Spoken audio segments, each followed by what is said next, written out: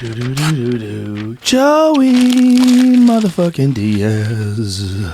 What's up, brother? What's happening, baby? I'm just on the drive up here. I was thinking about all the busted assholes that are in the hospital today from the gay pride parade yesterday. Can you imagine how many guys went down there just to say hello? Ended up getting fucked in the ass They by had mistake. a good time. Bro, let me tell you something.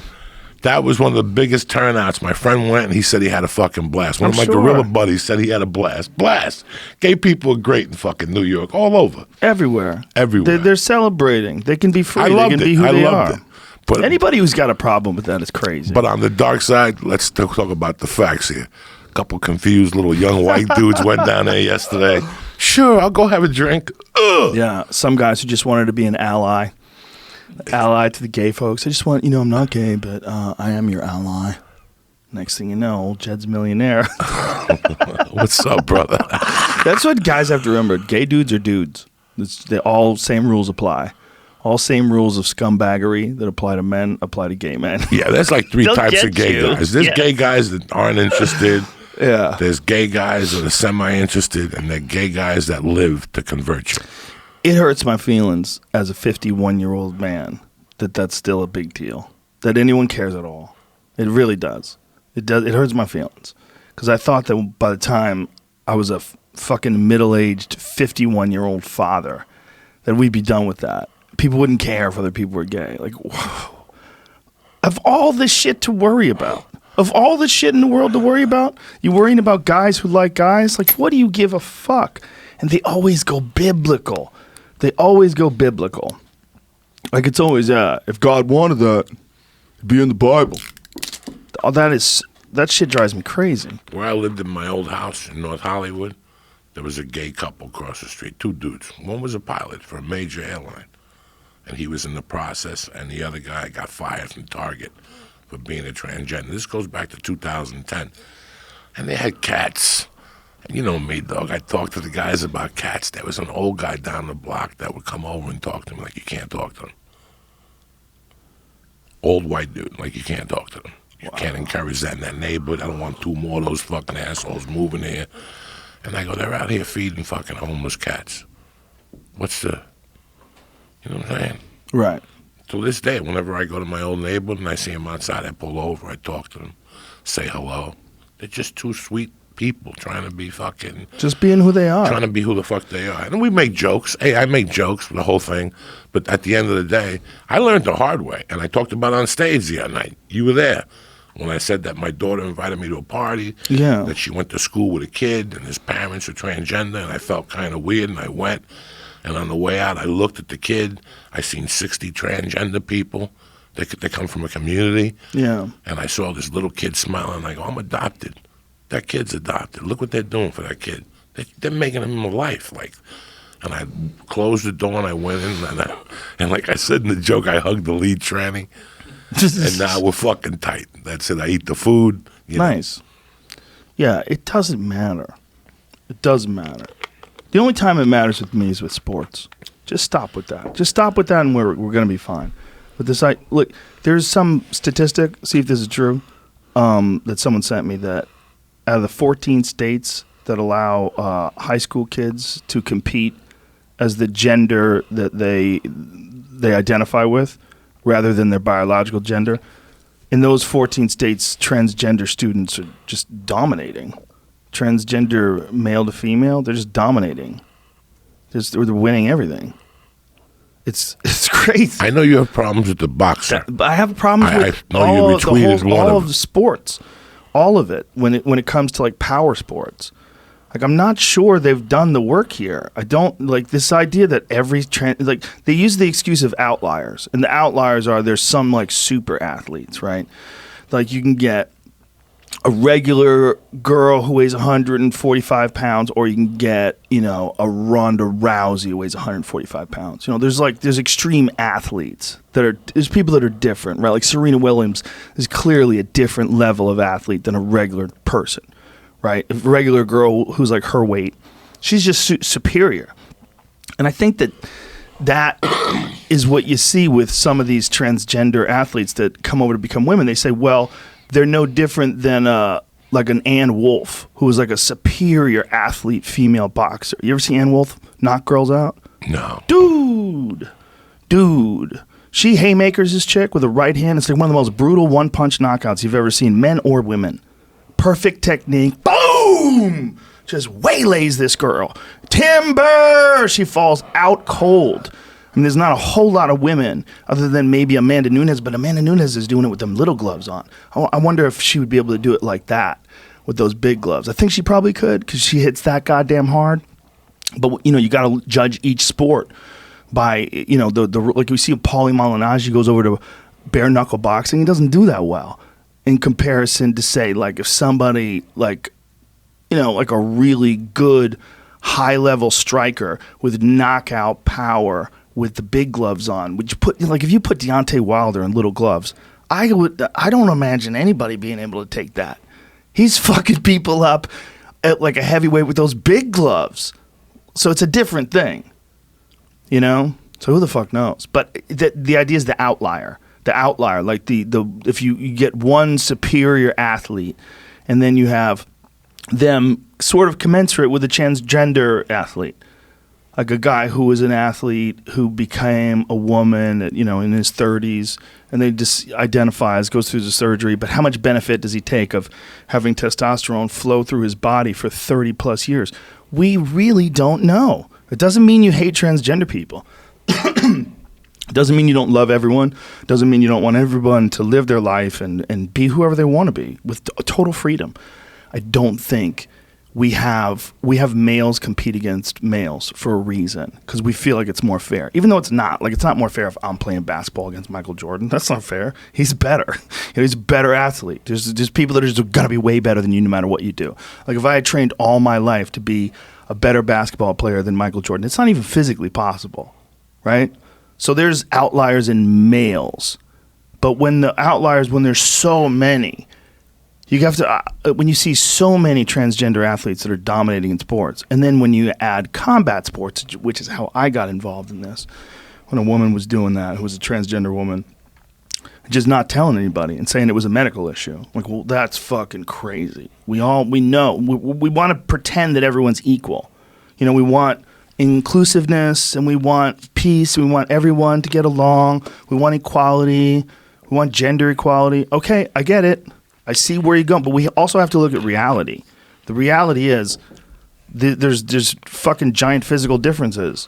These transgender athletes are dominating against women who are born a woman. They have to be a woman their whole life. They never have 30 years of testosterone flowing through their veins. It's like doing steroids for 30 years and then stopping. It's crazy. That's what I think. You're freaking me out. I just smoked some reefer. Me too, man. How did you get me on this subject? I don't even know how the fuck we got transgender people. But as human beings, I love them all. I love everybody. Dude, Eddie Izzard's one of my favorite guests of all time. He's so interesting. He's been transgender since 85, I believe he said. Prefers women, likes women. He's not a gay fellow. Just likes dressing up as a woman. And extremely intelligent, very interesting. It's fucking that special on HBO 15 years ago was mind-boggling. Yeah. Say what you want to say. It was up there with the great specials because it had more of a one-man show tone to it. Yeah. You didn't qualify it as a special, but when you look at it as a whole, it was a great fucking performance. He's a special person, and he just happens to be transgender. It kind of makes him even more interesting. Speaking about special people, I got to apologize to you for something. For me? Because I've always had this discrepancy. Last night I went out for a little while. I got home. I had a couple numbers in me. I grabbed the fucking apple. I sat on the couch to unwind. And I put the TV on, and in front of me was the Blues Brothers. Ooh. When was the last time I watched the Blues Brothers? I don't know. So the scene that opens up is them at the restaurant when he's trying to talk to Major D into joining the band. And there's a family next to him, a husband, a wife, and 3 daughters. And the guy's telling him, I'm not going to join the band. So he goes, really? You're not going to join the band? He takes a bottle of champagne, and he goes over to the table, and he goes, sir, how much for the little girls? I wasn't ready for that. I just lost it, right? And he's like, sir, how much for little girls? And the guy's like, what? And he goes, for the women. I want to pay you for the women. And the guy's like, sir. He turns around. The guy comes over, breaks his balls again. He fucking turns over to the guy again. And he goes, sir, how much for the wife? How much for your wife? I remember this scene. This is crazy. This is craziness. This would never happen today. Mouths full of food, and Dan Aykroyd continues eating in the background. Dog, and then we got to talk about Dan Aykroyd because he's been like a hemorrhoid. He's the silent. He don't make a boo, and the guy is phenomenal. Yeah. He's still around. And if you don't believe me, watch a movie named My Girl. And then watch this, and then watch him in the fucking Liberace movie. He's outlasted everybody. He's a serious believer in UFOs. Well, what are you going to do? Everybody's got problems. Right here, when he threatens him, right here, how much for the wife, okay? Look at the guy's choking and shit. They're giving him champagne. And then watch fucking Dan Aykroyd. Watch what he does. He goes, if you don't join the band, we will be in here every day for breakfast, lunch, and fucking dinner. And watch what Dan Aykroyd does at this fancy restaurant. But, Joe, it doesn't stop there. They get in the car. They drive off. Look at them. That's craziness. This is the last of real comedic. If you're going to get into comedy or you want to be, this is comedy 101. They walk out. They get into a car. That black fucking car. This is nonstop, Joe Rogan. Right. There's not like there's no fluff. They get into a car, they get into traffic, the cop comes up to him, he goes, there's Nazis that having parade. And he goes, Belushi goes, Illinois Nazis. I hate them more than anything. He looks at Aykroyd, they fucking pull over, and they take the car and go right for the Nazis. The Nazis have to jump off the bridge, white people are clapping and shit that they knocked them off. Then they pull into a black neighborhood. Who's playing the fucking guitar? Your boy, John Lee Hooker. Damn. In the middle of the street, donka, just playing the fucking guitar. Then after he's singing the song, brothers fucking everywhere doing their business. John Lee Hooker and Belushi and Aykroyd are just staring him down. Then from there, they walk into a diner to get the fucking guitar player, and it's Aretha Franklin. And Aretha Franklin could act a fucking... I'm sitting there, it's midnight, I gotta go to bed. I gotta get up at 6:15 with the baby. I don't give a fuck, I'm watching this. Aretha Franklin goes off. They do a dance. The black dude leaves with the white guitar player. Then where the fuck do they go? A pawn shop with the fucking black piano player. Ray Charles. He's the pawn shop owner. He opens up the thing. He's blind. He owns a pawn shop. Look at him. He owns a pawn shop. This doesn't stop. Wow. I had to fucking finally go to bed, and then I felt bad about going to bed. They will never make a movie like this, ever again. Then they start dancing like it's Grease. They start dancing. Let it go, James. They start dancing. Look at this. Like it's fucking Grease. Look at this. This will never happen again, Joe Rogan. Look at black people flipping in the air. This will never happen again. These were these old shit. Who direct? Isn't this part? Look at these two. Do you think Belushi gave a fuck? Wow. Look how free people were in movies. There was no superhero movie. Look at it. It cost millions to make this. Look at this movie. Look at this. Look at them dancing it out. That, I forgot how goddamn fun this movie is. This movie's fun. And then the chick that died on the airplane. Wow. What's the chick that died on the airplane that was at Star Wars? Chick that died on the airplane that was at Star Wars? The chick last year. That might be the best description of anybody ever. The reefer I had that killed her. What's that chick that died on the plane? She had sleep apnea. She was doing pills on the plane. She played the actress in Star Wars. Carrie Fisher? Carrie Fisher is chasing him throughout the whole movie because he dumped her. Oh, that's right. So she's fucking throwing missiles at him and grenades. That's right. And then they go into the bar and they tell the fucking dude that they're the good old boys. Oh, my God. This is nonstop. Oh, my God. Whoever wrote this, directed this, shot this. So this whole movie, they have the Nazis are looking for him. John Candy's looking for him with the state police. Wow. That's old Chicago. This is wild, man. It's just what the folks who are just listening. Just says the Blues Brothers 1980 Shake a Tail Feather Scene. 4 of 9 on movie clips. How does that work? Like, Are they allowed to show these? Yeah, they've made a deal with them because this links also to the. If you want to watch it, you can pay right here to rent it and all that stuff. Look at this stuff. You know what I mean? I fully support buying this movie. You're looking at me going, Joey, it's a comedy. Why are they dancing? Look at it just adds to the brilliance. They look like they're having a good time. Oh, if they're not snorting blow, they're not doing anything, okay? Now, was it this movie where he would walk off the set and just knock on people's door? One of those movies, bro, this fucking nut. When they would say, cut, you got, A-team, go sit down. Belushi was so fucked up from the night before. He would just wander off into a neighborhood, knock on somebody's door and go, you mind if I crash on your couch? No. Yeah, bro. They had to go looking for him in neighborhoods and shit. He would just find people and ask to sleep on their couch? Joe Rogan, what door could you knock on? Look. The Blues Brothers Mayhem, John Belushi fell asleep in a stranger's house. Dan Aykroyd proposed to Carrie Fisher. This is crazy. Like, Caddyshack. When they shot Caddyshack, they shot it in Florida. I heard when Paramount went down there, they fucking went nuts. They were like, dog, they found everybody snorting coke. Rodney was throwing a party. They couldn't, this is a different type of movie. These people are having fun. That's the difference. They're having fun on that set. There's probably alcohol. The director's drinking. He's keeping everybody alive. How many extras were dancing? Fucking hundreds. And they were all in tune. And it was like, everybody loved that movie. That's one of the rare movies with a musical scene that fucking everybody loved. The Blues Brothers, right? Now the Blues Brothers started on Saturday Night Live, like that was a sketch. I guess so. Dan Yeah. Aykroyd wrote it. John Landis directed it. They co-wrote it together. Aykroyd's crazy into UFOs. He's like one of the main celebrities they pull up when people start talking about like UFO real believers. He's done like little clips where he narrates things. UFO shows and shit. He fucking believes. Well, didn't they just release that there's even more belief now about UFOs? Yeah, it's fun. I don't know if it's real, but it's fun. That's how I feel. Doug, I did a podcast with Jim Florentine, and I explained to Jim Florentine that what people don't know is that Hudson County, New Jersey, northern New Jersey, is the #1 place in the country where they have the most UFO sightings. Really?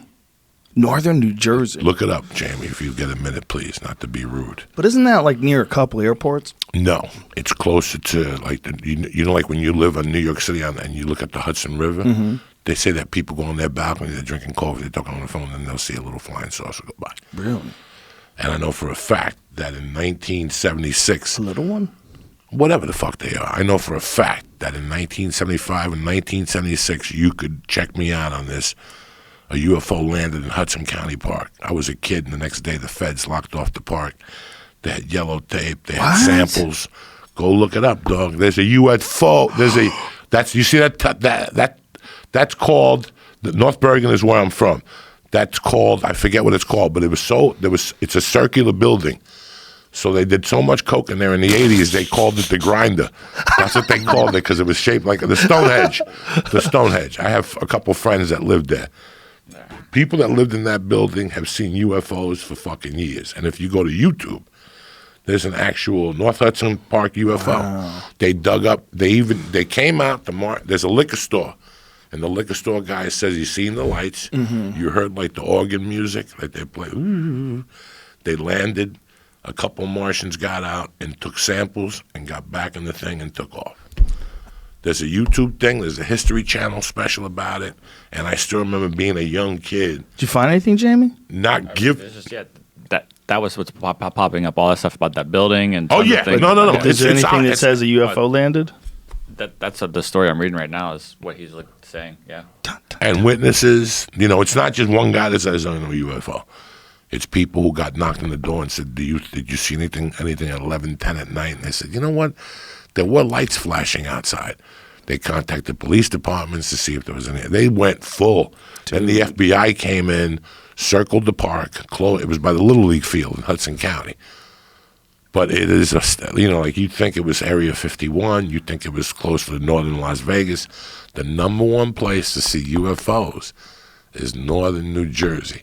They even made a reference to it in The Sopranos.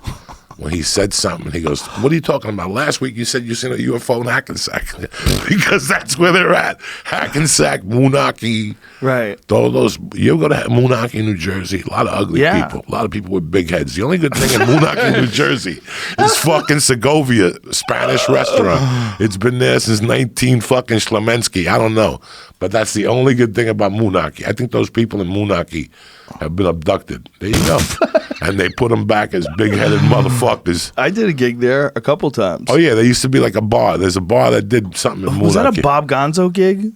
Yes, outside the Sea Caucus. Was it? Yeah, it's outside. No. I think Bob is more down the shore and He stuff. he had gigs all over the place. He had gigs all over, Bob. How I met Bob was he did a gig in Romano's Italian restaurant in my hometown. And my buddy's like, "Hey, aren't you a comedian? Let's take you up there." And we went up there, and Bob's like, "I don't know him." You know, he's an unknown. And next thing Bob came up to me, he's like, "Dog, I got to put you up because my friends threatened me." So Bob put me up, and we've become friends ever since. That's awesome. I think I follow him on Facebook. We have a chat from time to time on Facebook. But yeah, for you UFO motherfuckers, look into northern New Jersey. That's the fucking motherload of them. That's interesting. I had read that before, but I kind of There you go, 51. 51 UFO sightings in 2018. You get biased because the story is always some person in the woods and they get abducted. They see a UFO in some strange town in the middle of nowhere. The aliens land, abduct people. You always think about it being a rural thing. But if I was an alien, of course I'd go to New York City. Of course I'd go to New Jersey. What the fuck? Why wouldn't you? You want to go see the craziest thing we have? You got like 7 million people stuffed together on a fucking tiny island in comparison to the rest of the planet. Stuff stacked on top of each other. Awesome, amazing buildings. All these lights at Times Square. Look at all these people mulling around, traveling over these bridges to get to this one hub, this one hive of humanity. Of course, if I was an alien, I would check that out. Why would I look at a barn? You know what I mean? You used to have a joke that the United States is the Tijuana of outer space. Of outer space. Like they're like, what are we doing this weekend? We're going to fucking... They come down when they're fucked up and they want to see a show. They want to see a show. That was the whole bit, is that I think aliens come here when they're high. They just get fucked up. They're like, come on, let's go check out the monkeys. Let's go, dude. Come on, let's abduct a couple of them. Have a good time. Let's go see the monkey people. I never saw a fucking UFO. I want to. I never have, though. I want to see it land, and I want to see one of those green dudes get out. So I think I thought I saw some shit when I was a kid, but as I got older, I thought that was like a fighter jet or something. That's what that was. Like there was something. God, it's a real sketchy memory. It's one of those memories that's like barely active. But I remember thinking for like a day or two when I was like a little kid, maybe I saw a UFO. But I think I was trying to convince myself of it. You know, I was bored. But I think it was a jet. I think it was something fast and unusual. Have you ever seen one of those stealth bombers? That looks like a fucking UFO. Have you ever seen one of those things in the sky?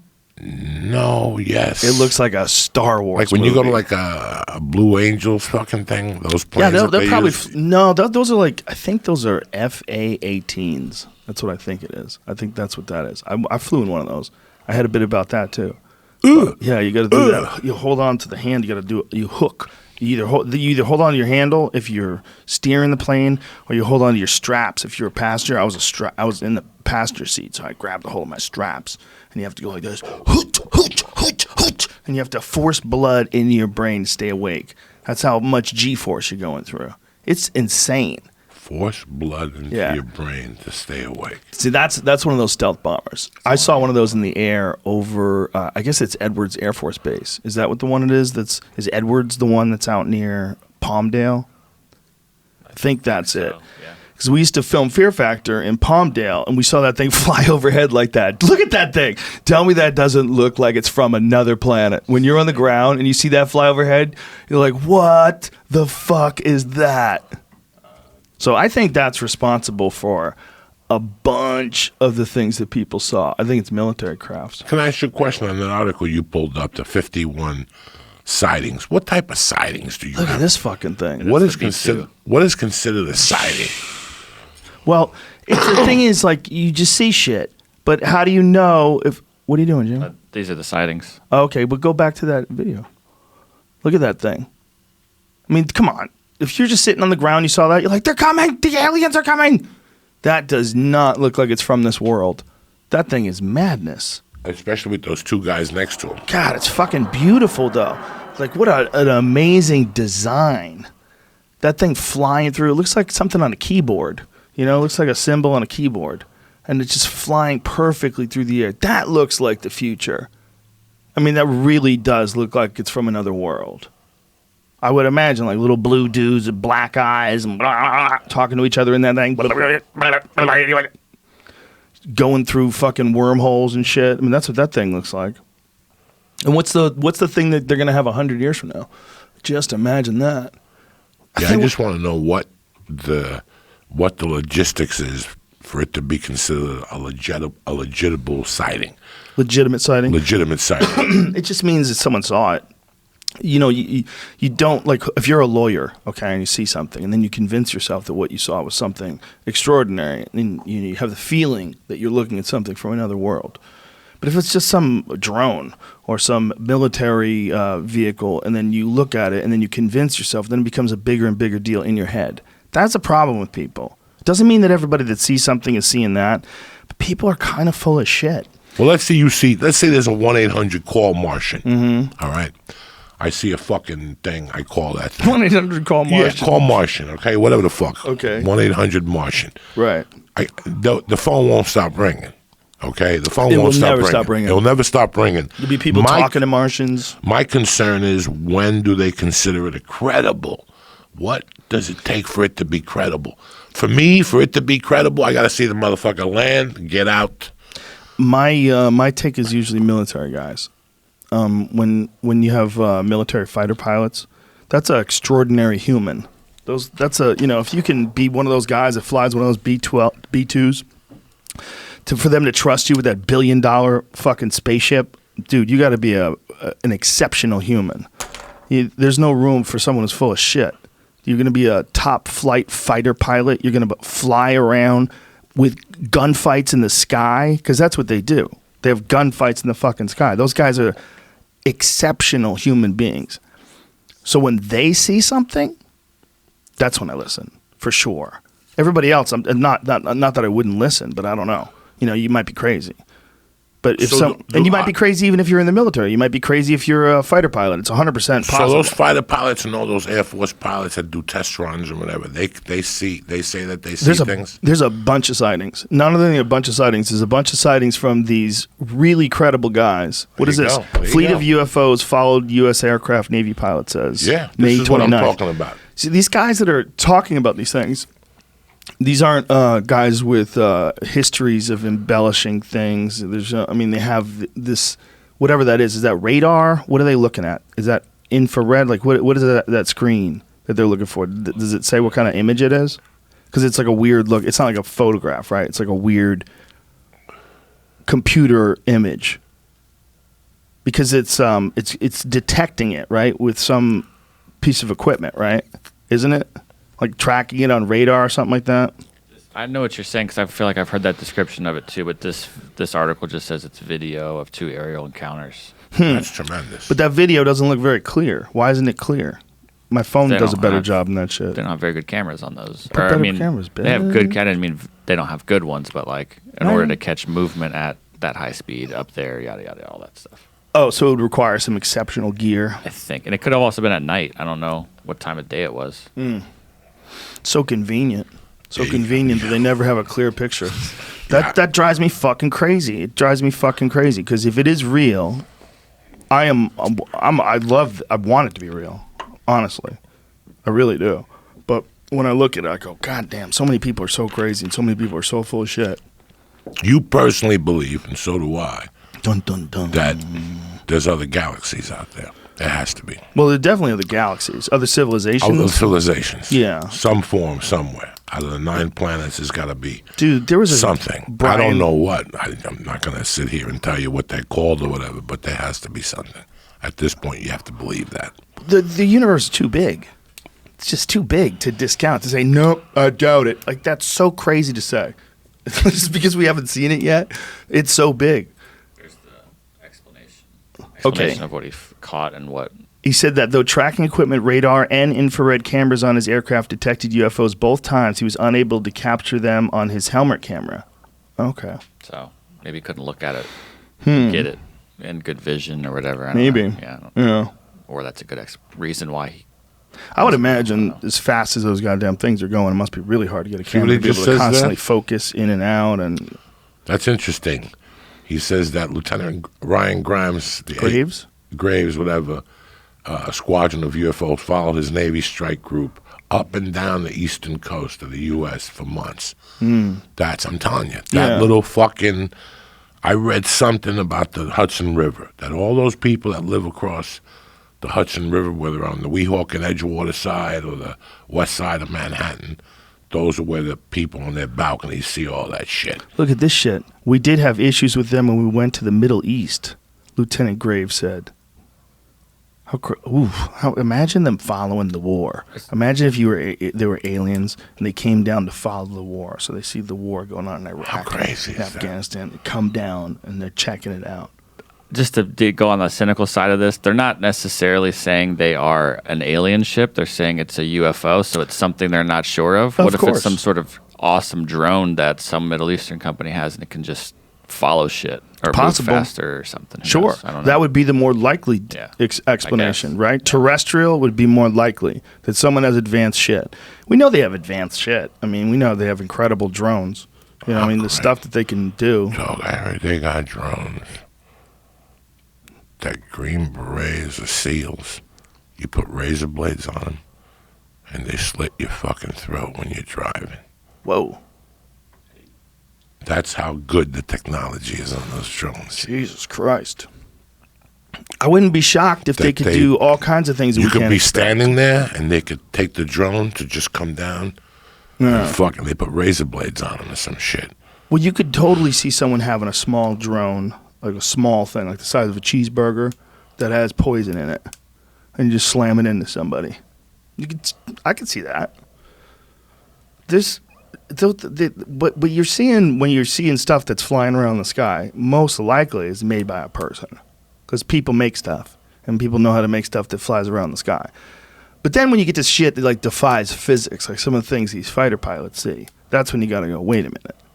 You see these extraordinary feats of traversing distances, like they can get from one place to another place so fast it looks like they disappear. This is something they all talk about. They all talk about the insane speed at which these things can go. They can just change angles. They can just go and then take a hard right angle turn. They can do stuff that nothing that we know how to make can do. That's where it gets to be like, whoa, like nothing. It's not like it's like, oh, that's like a fighter jet, but like really fast. You know what I'm saying? It's like an alien car. Oh, it's like a car, but it's way faster. Like it's an alien car. But this is not like anything that we make. These fucking things, they fly this way, they say, flat, like a plate hovering over the ground. But when they go to fly, when they go to take off, they flip up sideways. And they have like the bottom of the spaceship is pointing towards where it wants to go. And it does something to space and time, make some sort of fucking magnetic gravity connection, insert big spooky words, whatever. They don't know how the fuck it does it, right? This thing can go like insane distances in insanely small amounts of time. Then when they all report the same kind of behavior of these, I mean, so many of these reports are like that. They're talking about this thing that goes insanely fast, turns on its side. It looks like a Tic Tac. It looks like a saucer. It looks like they're trying to figure out what the fuck the shape is because it's moving so goddamn fast. But it's doing stuff that nothing we know how to make can do. I don't know if it's from another planet.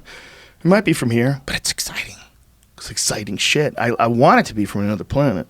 That's what I want, like unbiased, like what I would love it. Just be completely honest. I would love it if it was aliens. But if it was people, I'd be even more scared because like, goddamn, people can do that. People can do that, and no one knew. Like if you can imagine a person who can make a spaceship that defies all of the rules that we know about travel, about air travel. If they can make something that defies all that shit and somehow or another keep the whole development and production of it a secret and then have this thing and take it off and no one knows how the fuck they did it, That's almost more impressive than aliens. Because that's what these things are doing is if these pilots are accurately reading what's happening and they're telling the truth, the thing that's remarkable is their stories are very consistent. There's a lot of very similar stories from different people that they make a living flying super fast warships. They see things. They know what the fuck they're looking at. They see something they don't know. They're like, what in the fuck is that? When they see something like that, that freaks me out. That's when it gets me. Because when some fucking kid's riding his bike to school and he looks up and he sees a UFO, okay, maybe it did happen. Maybe it did happen. Maybe the kid's being 100% honest. Or maybe he was bored. Maybe he was bored and decided to make up a crazy story and stuck with it. And then after a while telling it, maybe he believed it himself. That happens too. People see things. They don't know what they're seeing, and they decide that it's a different thing. I've said this before, but it's a true story. When I was in Alberta, there's wolves there, and I thought I saw a wolf for like a whole second. It was a squirrel. It was a fucking squirrel. But I saw gray fur movement wolf squirrel. Like, if you're dumb or if you're compromised or if maybe you're a little drunk, maybe you're a little tired, maybe you just saw something that looked really weird because of, whatever weather conditions that are affecting some part of the world you live in. There's things called ball lightning, flies through the air. It looks like a UFO. You ever see that shit? It's like a real natural phenomenon. Somebody might see something like that and then add a bunch of other shit to it. And that's where you get a lot of these stories. You get like natural phenomenon and then people adding a bunch of shit to things. But then on top of that, you have credible stories. And you can't throw out any of them. Like it's when you look at all these things, you can't decide just because there's a bunch of crackpot stories about UFOs that the ones by legitimate fighter pilots, that those aren't real. You can't look at it that way. It's crazy to look at it that way. Because it's more likely there's something out there than there isn't something out there. It's way more likely. When I was a kid and that happened in Hudson County Park, I wrote it off. I didn't even pay attention. I remember riding my bike up there, seeing the Fed tape and seeing people with those orange protective suits on. Yeah. And I was like, these people are fucking out of my mind. Then one night I got high, 5 or 6 years ago, and I saw it. And somebody had posted on Facebook or YouTube, and I read more and more into it. And I discounted it until I read the accounts of the 28 people. Yeah. In that building, the liquor store, there was a guy who had just got dropped off a bus from New York. Because buses drop you off there from New York. Mm-hmm. The bus driver said there was a flash. He couldn't, there were just so many people with stories that, they didn't see a fucking guy get out. Only 3 people saw people get out. Mm. Everybody else discounted the lights and the noise and the other bullshit that went with it. I would have shit my fucking pants if I lived in that building and saw 3 little Martians get out. Or it could just be fucking who knows? Who gives a fuck? Yeah, man. I just wanted to tell you that's where people can get freaked out, and they can they can think all kinds of things that didn't really happen. Hey, one night I was on acid. I thought the FBI was out there with dogs. When I went out the next day, it was fucking a fire hydrant, all right? I dumped an ounce of Coke down the toilet. Oh, my God. Because I hallucinated. Because when you do Coke for more than fucking 10 hours, you start hallucinating. I started hallucinating. I thought it was fucking dogs and it was a fire hydrant. You know how stupid I felt the next day? Pretty fucking stupid. Pretty fucking stupid. I sat there and I went over and petted the hydrant. You fuck. You fuck. This is a problem with any story, like all these fucking UFO stories. It's people's memory. Memory's not that good. It's just not that good. It's too hard to figure out what it actually looked like after you saw it. Like you see something crazy like a year ago, and then you try to describe it. It's too hard to describe. Like you barely remember it. Your version of it is a rehashed version that you keep repeating to yourself. If you saw something, like say if you were hiking and you saw a wolf, right? If you saw that wolf, when you try to describe that moment you saw that wolf years later, like what are you actually seeing when you're going into your memory? How accurate is it? We're always lying about how accurate our memory is. It's not that good. Like if you did see a wolf, which is an extraordinary moment, right? You're in the fucking forest. You're like, it's a fucking wolf. That's a wolf. And you see a real wolf looking down on you, a wild motherfucker in the woods of Canada, just looking at you, staring at you on a trail. Like that's an extraordinary moment. But if you try to recount that in your mind 10 years later, what do you actually see? How much do you actually see? You see this blurry, weird, fucking misty version, and you got some words that fall into place that can describe it. But how accurate is your fucking memory? It's terrible. How accurate is your memory? It's good with statistics. Okay. Like I can tell you about fights. I can tell you what year someone fought. I can tell you how this guy won and how he beat this many guys with a triangle, and I remember things. But if I actually have to remember what it actually looked like in my head, I can't really pull that up. I barely can pull it up. I see it, I'll recognize it again. Like you show me Joe Schilling knocking out Melvin Manhoef in Bellator. I watched that KO so many times. A wild, crazy slugfest. And if I see it, I'm watching it happen in a video. I remember it. Yep, this is how it goes. Here it goes. Boom! He KOs him. But if I had to just pull that out of my brain right now, it's not good. Do you know what I'm saying? Like if I have to close my eyes and pretend I saw Mike Tyson knock out Michael Spinks, I kind of can see little flashes. I can kind of remember weird little parts of it. I remember the final right hand. Boom! He just sends him flying through the ropes. It was chaos. It was just like he's the best ever. But if I had to play it back in my head, it wouldn't be nearly as good as a video of it. How's the memory in your life? How are the memories of your life? Do you remember being 3? Do you remember being 5? Like the other day, I think about, I was fucking suffering, not suffering, but I was trying to think of my dad. My dad died when I was 3, and I have 2 memories with him. I have 2 memories that I can look you in the eye.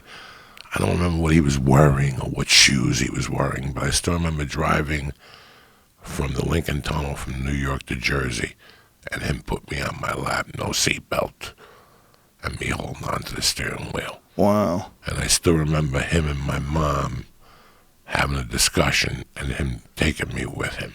That's it. I don't remember nothing else. Wow. You try to go back on your memory. Then you start to write a little bit and your memory gets better. Even when your memory gets better, the problem is with my memory, I'm always wondering how much of this is accurate. How much of how much of it was I really paying attention during the moment? And really being if you have a biased perspective of something that's happening and then you have a memory of it, how much does your memory of the biased perspective, how much does your memory and the biased perspective shape what you think happened? You could actually kind of twist the past in your head if you're not careful. And you start thinking about things that didn't really necessarily happen the way they... Like if I get fucked over at work, I had to come and my fucking pension and all this. And then you look at it from that way. Wow, this guy worked for an evil company that fucked him over. Or you go to the employers and some of the other people we work with, you go, no. That guy was a fucking asshole. He made life at work hell. Nobody wanted him around. He didn't get fucked over. He was so negative. Nobody wanted to be with him in the office. We had to get rid of him. You have to look at it from their point, too. You don't know. So the actual memory of it for that guy might be that he got fucked over by this evil company. But the memory of the other people is a completely different experience. The memory of the other people is this guy was annoying to work with. Ugh. And they're both, it's both. Who the fuck knows who's right? But my memory is good at some places and completely bad in others. Like right now, my memory of 30 years ago is just spot on. I could tell you conversations we had. Don't really? Ask me what we did a year ago. I'll sit here and go, what did I do last 4th of July? I have no fucking idea.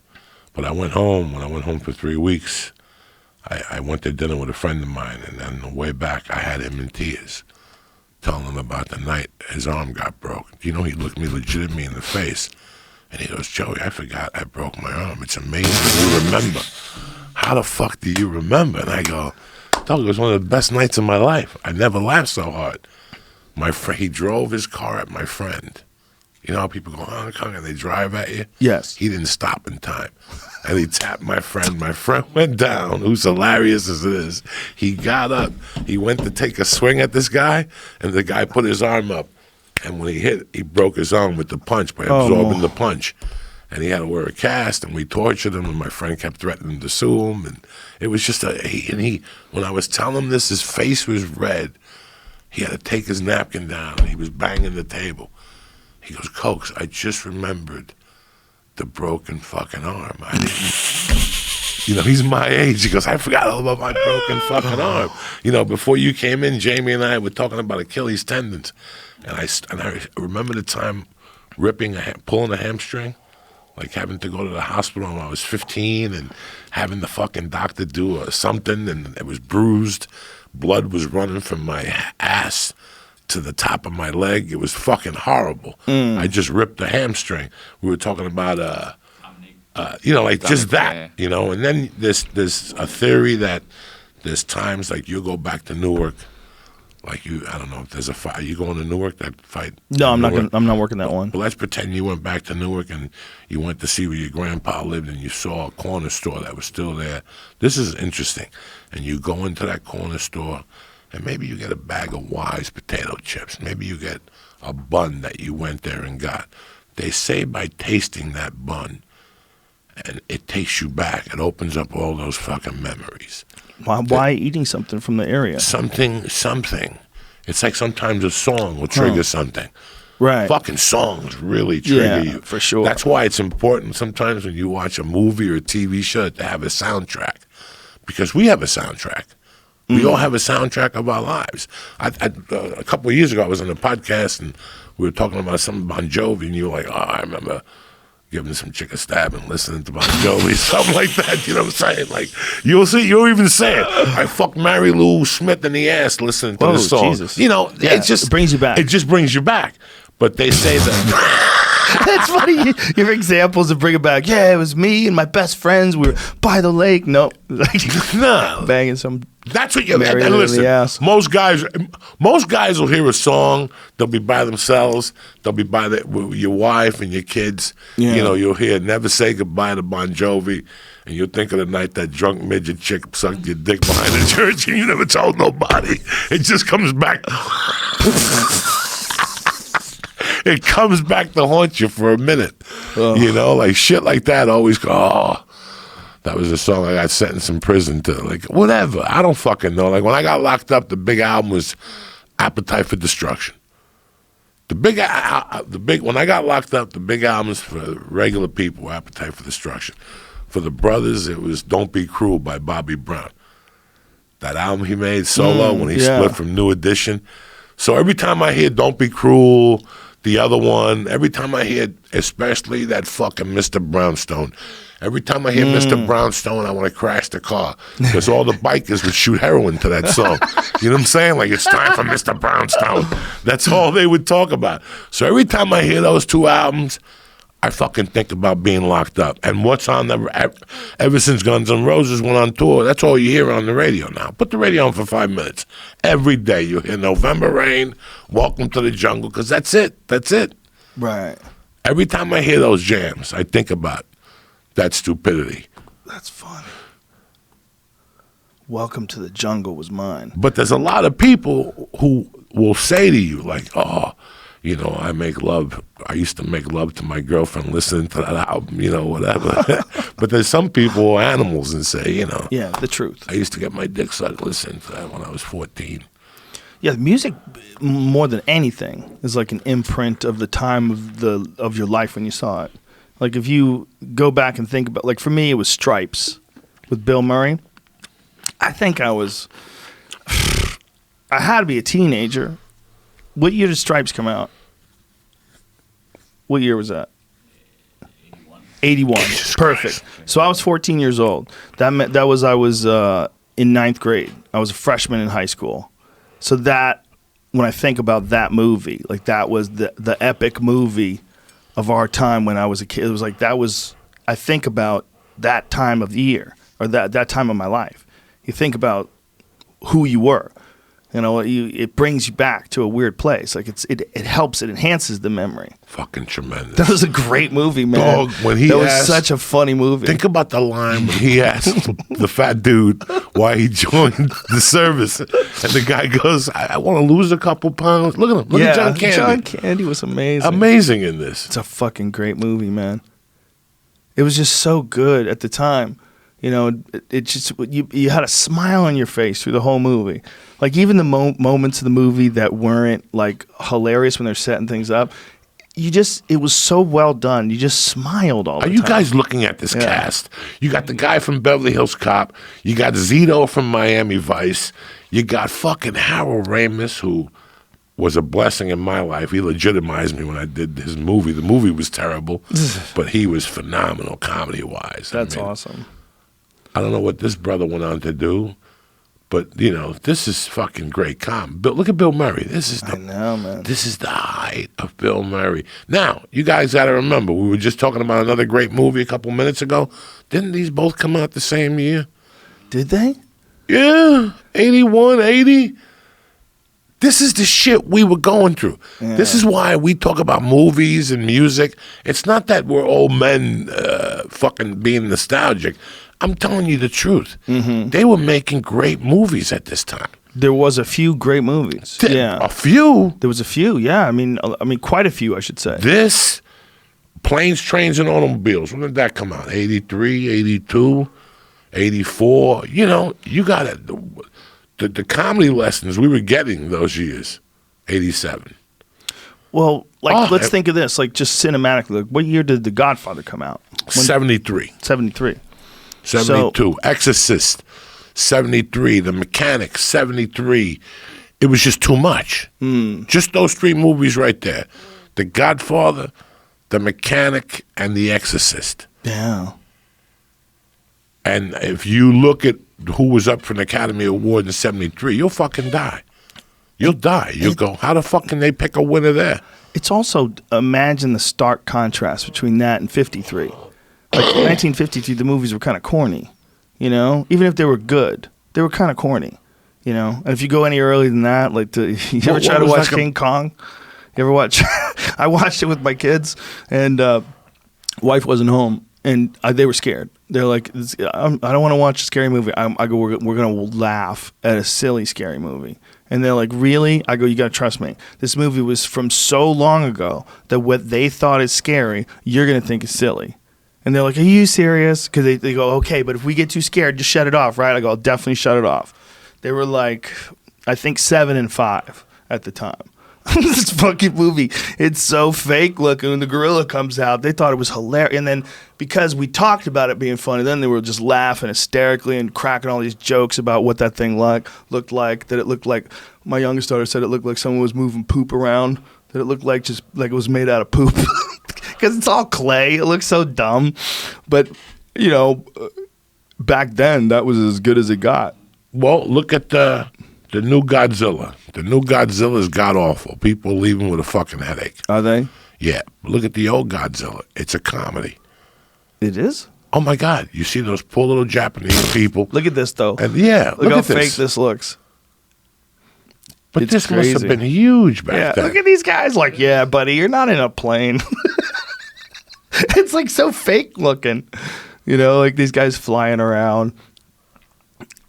And look how bad the gorilla looks. It's so crazy. But at the time, this was unbelievable. This was amazing. So if you go from this to like Apocalypse Now, the jump in terms of like how impactful it is and how much they nailed it, like it's a fun movie, man. Don't get me wrong. I have a King Kong poster on my wall at my house. I love the movie. No, I love this movie. I have a movie poster from the 1930s. And I'd much rather see the old Godzillas. Godzilla versus Mothra, Godzilla versus the Smog Monster, Godzilla. Those are fun. Just to see what Japanese people were doing. Yeah. They had the string on them. They would do wide shots, so they would show the Chinese people running, and then they would just have a single shot of Godzilla moving through the air. You see, look at them. They're Japanese. Japanese. Okay. Look how dope he looks.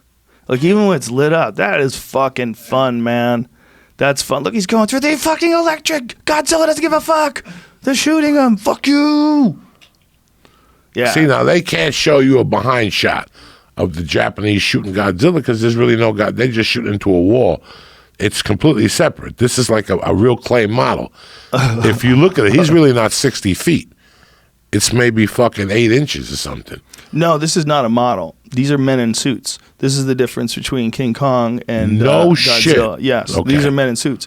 And it was really complicated. And these guys had to be really strong because they're carrying around this gigantic rubber suit. And it's heavy as fuck and hot as fuck. So the reason why it moves so fluid, what the Japanese did that was brilliant, was they had men and they put men in these monster suits. Look at the fucking smoke coming out of his mouth. Yeah, go and Google the men who wore the Godzilla suit. It's actually pretty fucking cool. It's not easy to do. These guys had to walk around and have these fight scenes and shit in these big giant suits. That wasn't animation. That's a dude in there. Isn't that crazy? And that's what it really looked like in terms of height-wise. It was like the size of a person. See that guy go back a bit? You see that guy getting out of it? That right there. That's what the dude looked like who was inside of it. He was wearing them. I always thought it was like a clay model. Maybe No. it was something. King Kong's a clay model. King Kong was claymation from Ray Harryhausen. That's how I got onto the subject with them. I was telling them about they love that Monsters Inc. show. And Harryhausen is one of the characters or something about Harryhausen is in the movie. I said, huh.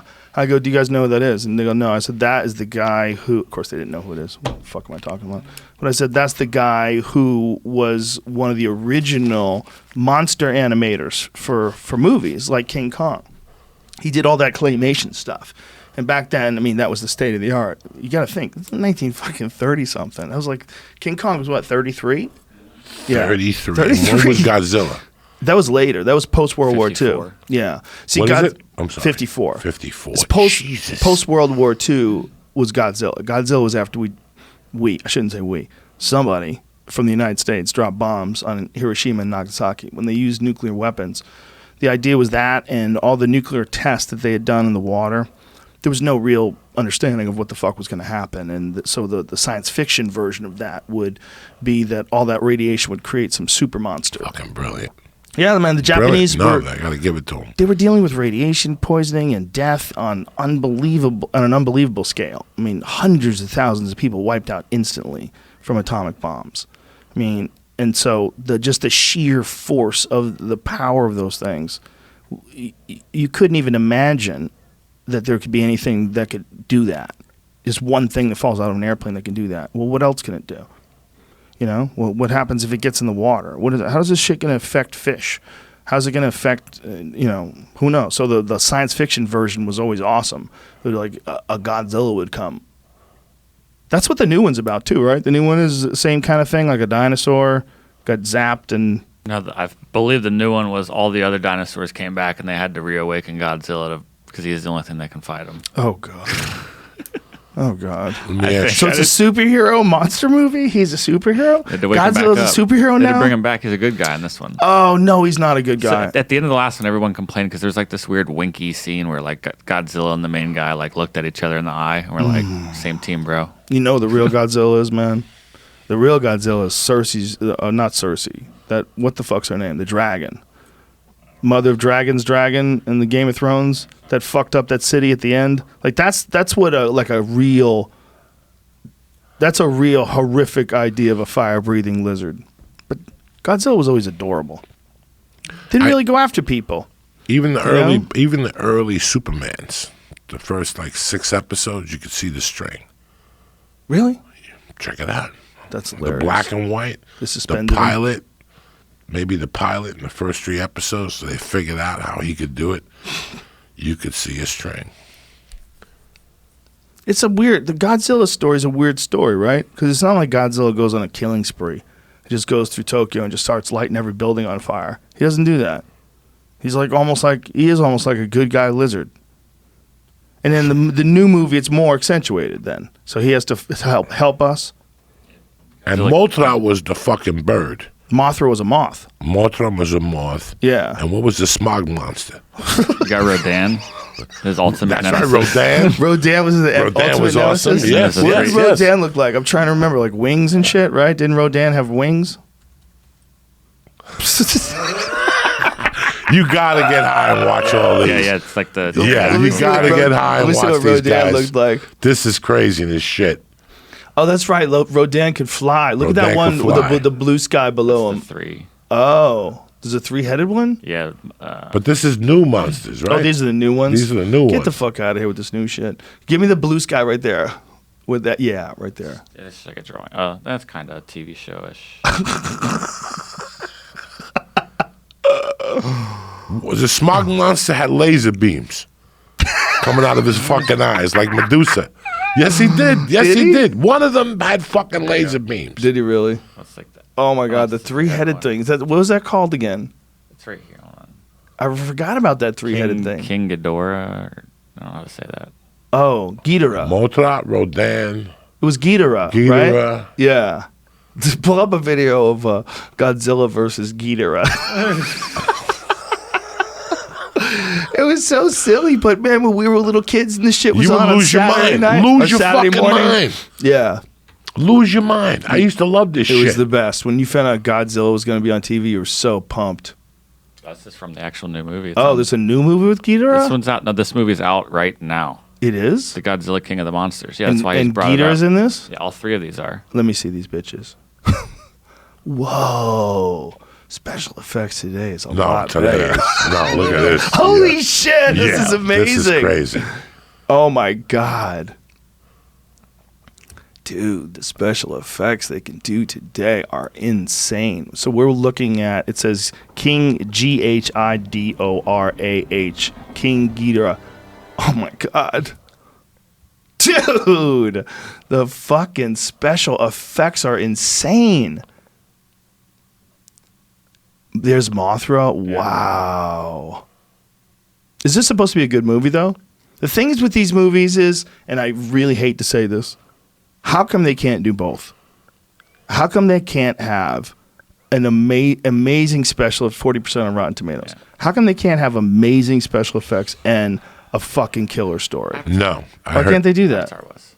That's one of the last of the great 2009. It's 10 years ago. Yeah. Which one was that one? Avatar. Avatar was a great story with great special effects. Like, it was, at the end of it, people were like, oh, it's Pocahontas in space. Get over it. Okay? Yeah, it is. It's a classic story. Like, James Campbell always talks about this classic structure of these heroes' journeys. There's a lot of that in there. It's very similar to a lot of the stories. It's still great. Don't let that get in the way of the fact that it's great. That movie was fucking awesome. That movie was awesome. Just the special effects and the way it all went together. And yeah, the bad military guy was cartoonish. Yeah, of course he was. So what? Why let that get in the way with your fun? Think of it as like, when a movie like that, I think of it as like, it's like a lot of the hyper-violent Tarantino movies. Like, you know what you're signing up for. You know what it is. It's just not supposed to be some detailed analysis of the human psyche, where a guy takes a strange, slow transformation over the course of 2 hours. No, it's a fucking bad guy. This is the bad guy. Here's a good guy. Good guy can't use his legs. Wouldn't it be awesome if he could be one of those blue things? Pa-pow. I never saw the fucking thing. Fucking movie's great. I never saw it. I never wanted to see it. I Joey. thought that they put too much money into it. Too much. Anybody can make a movie if I give you $600 million. It's not. Yeah, any idiot can make a movie if I give you $600 million. Joey, it's James Cameron. James Cameron is a monster. I love James He's made Cameron. so many amazing movies. He's made some great movies. He's but a I think fucking that time killer. it's like building an ego. It was like fucking building a team to put a movie together, which I understand, but $600 million, it's Perfect. Oscar nominated, but I love him. They shunned him. They shunned him? No. Who shunned him? At the Oscars, he walked in. He thought he was bad to the bone. He was sitting there with his little new girlfriend, and his ex-wife directed Hurt Locker. Whoa. So they're both up for the same thing. Oh. And he's sitting there looking at Spielberg, like winking at him and winking at all the other white people, like, what's happening? And all of a sudden they go to announce the winner of the best movie. And they showed up with Barbara Streisand. Oh. And once you pay her fee, you know what her number is just to walk out of the house? What's her number? Big. Big. I imagine. She's Barbra Streisand. Look at when she does the theaters. Like, her tickets are more expensive than the fucking Laker tickets. When she did the Staples Center, cheapest ticket, $3 by the refrigerator. 1,000, $2 to sit on the floor. Barbra Streisand don't fuck around, so when they call her, it's because she's lighting somebody's asshole up. Even James Cameron knew. When he saw her, he put his head down. Look at the tape. He knew what he was done. And she came out and gave it he lost that to his wife.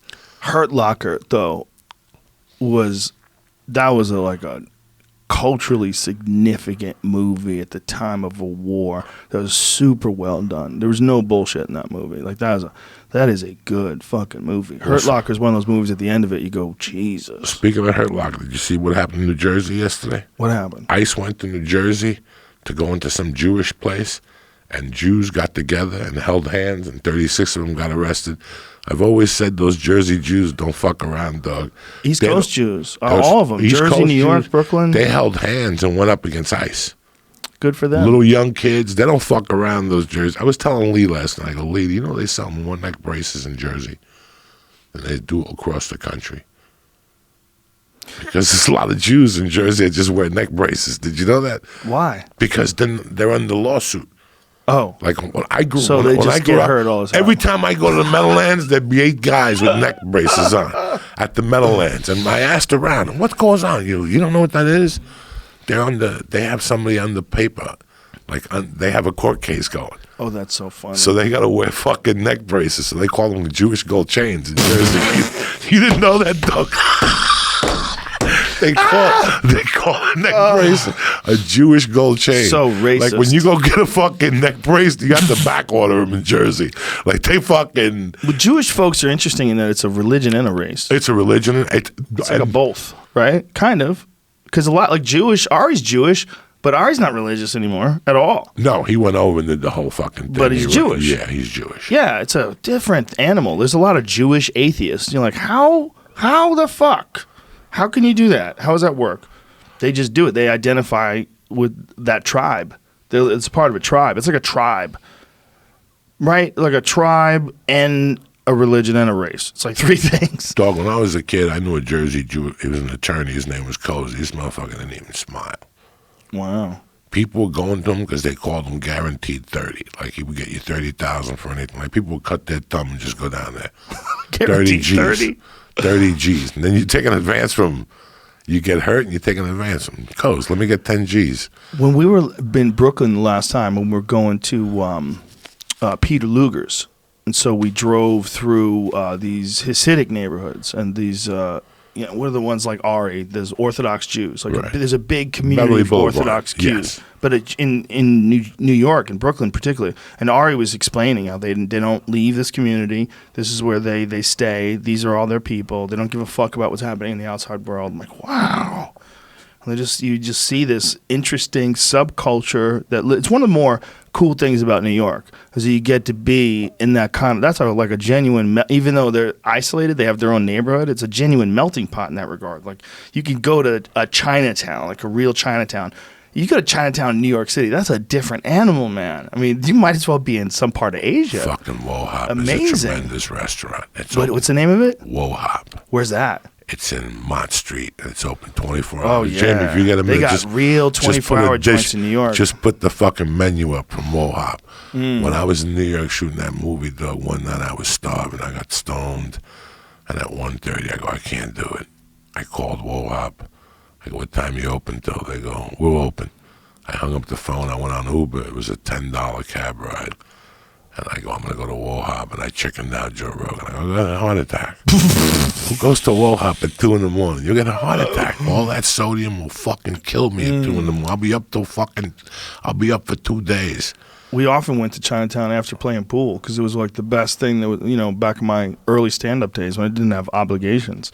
We'd stay up playing pool till 2, 3 in the morning and then go and you have a real meal, like a really good meal.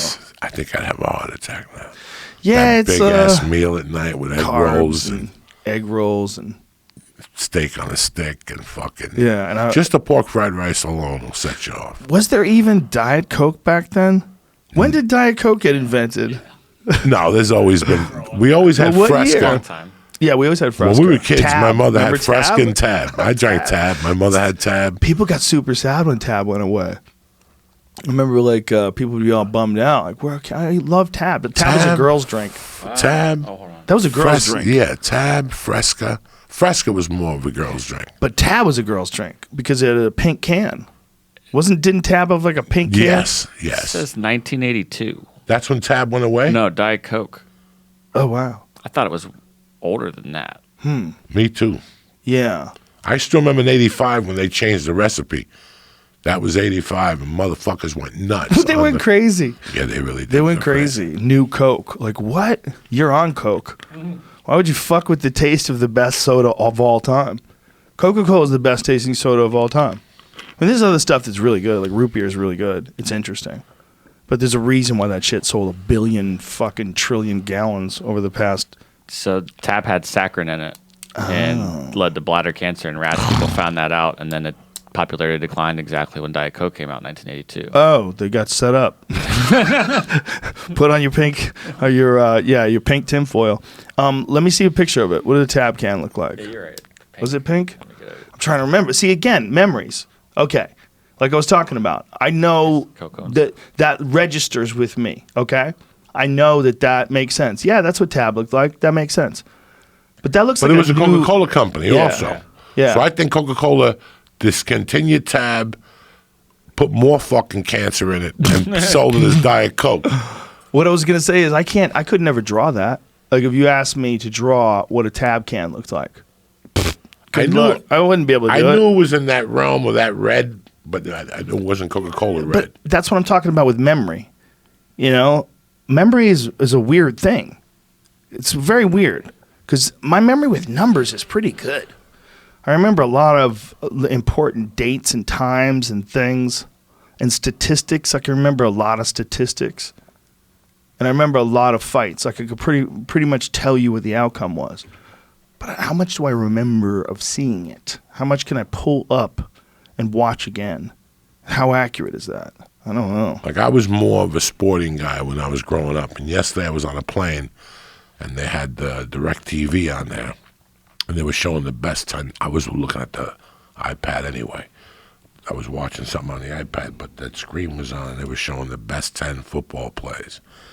And they showed Joe Montana throw it to Dwight Clark in 81. And right away, my memory was like, wait a second, I won 800 on that game. Because I had the over, I had San Francisco getting a point and a half. Fucking Dallas went into San Francisco giving a point in those days. Jesus. Not on my clock. Jesus. Not when Snowy Joey was throwing heat. That's when Snowy Joey was up there snorting coke, throwing fucking touchdowns up there, Joe Montana. Like, I have all, like, look at that. Jesus Christ. Oh, no. There was a catch that some giant made with one hand. I don't know what the fuck. Oh, my God. They showed the best 10 catches. I was sitting there and I was just looking at them, but I saw this one catch. I don't know what I think this is the kid they traded. He just reaches up and the defender, he fucking pulls it in. Oh, my. I don't know if it's Odell Beckham. I thought it was Odell Beckham. It's like his specialty is doing those catches. Did you see Francis Ngannou knock out Junior Dos Santos? Yeah, I didn't even think it was a real knockout. He just blushed him. Look at him. He hit him and he went down and held his head.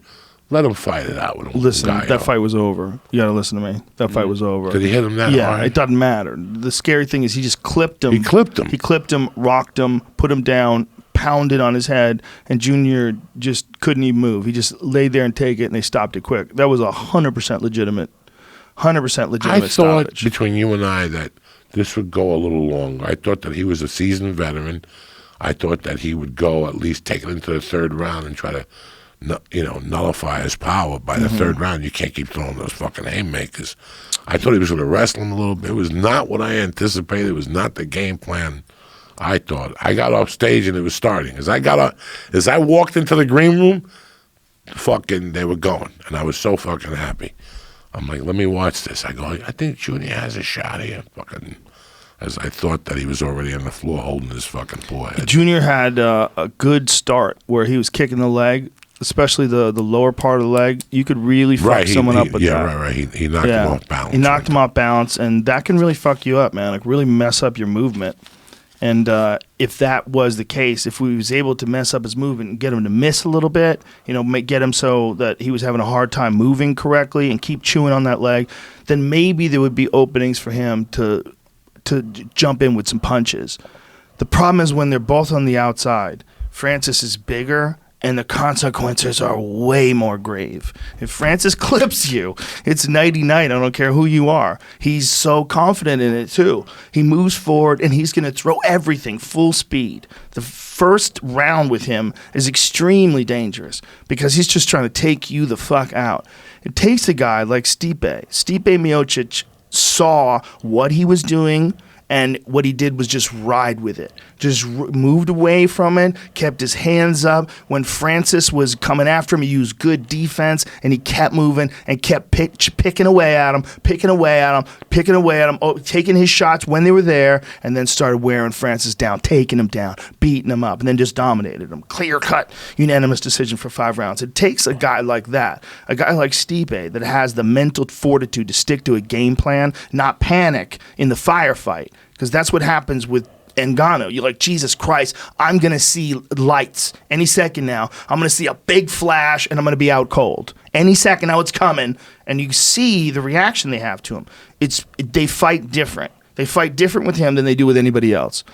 Because the consequences are so grave. You watch the way he knocked out Alistair Overeem. The consequences are so grave. So everyone's scared.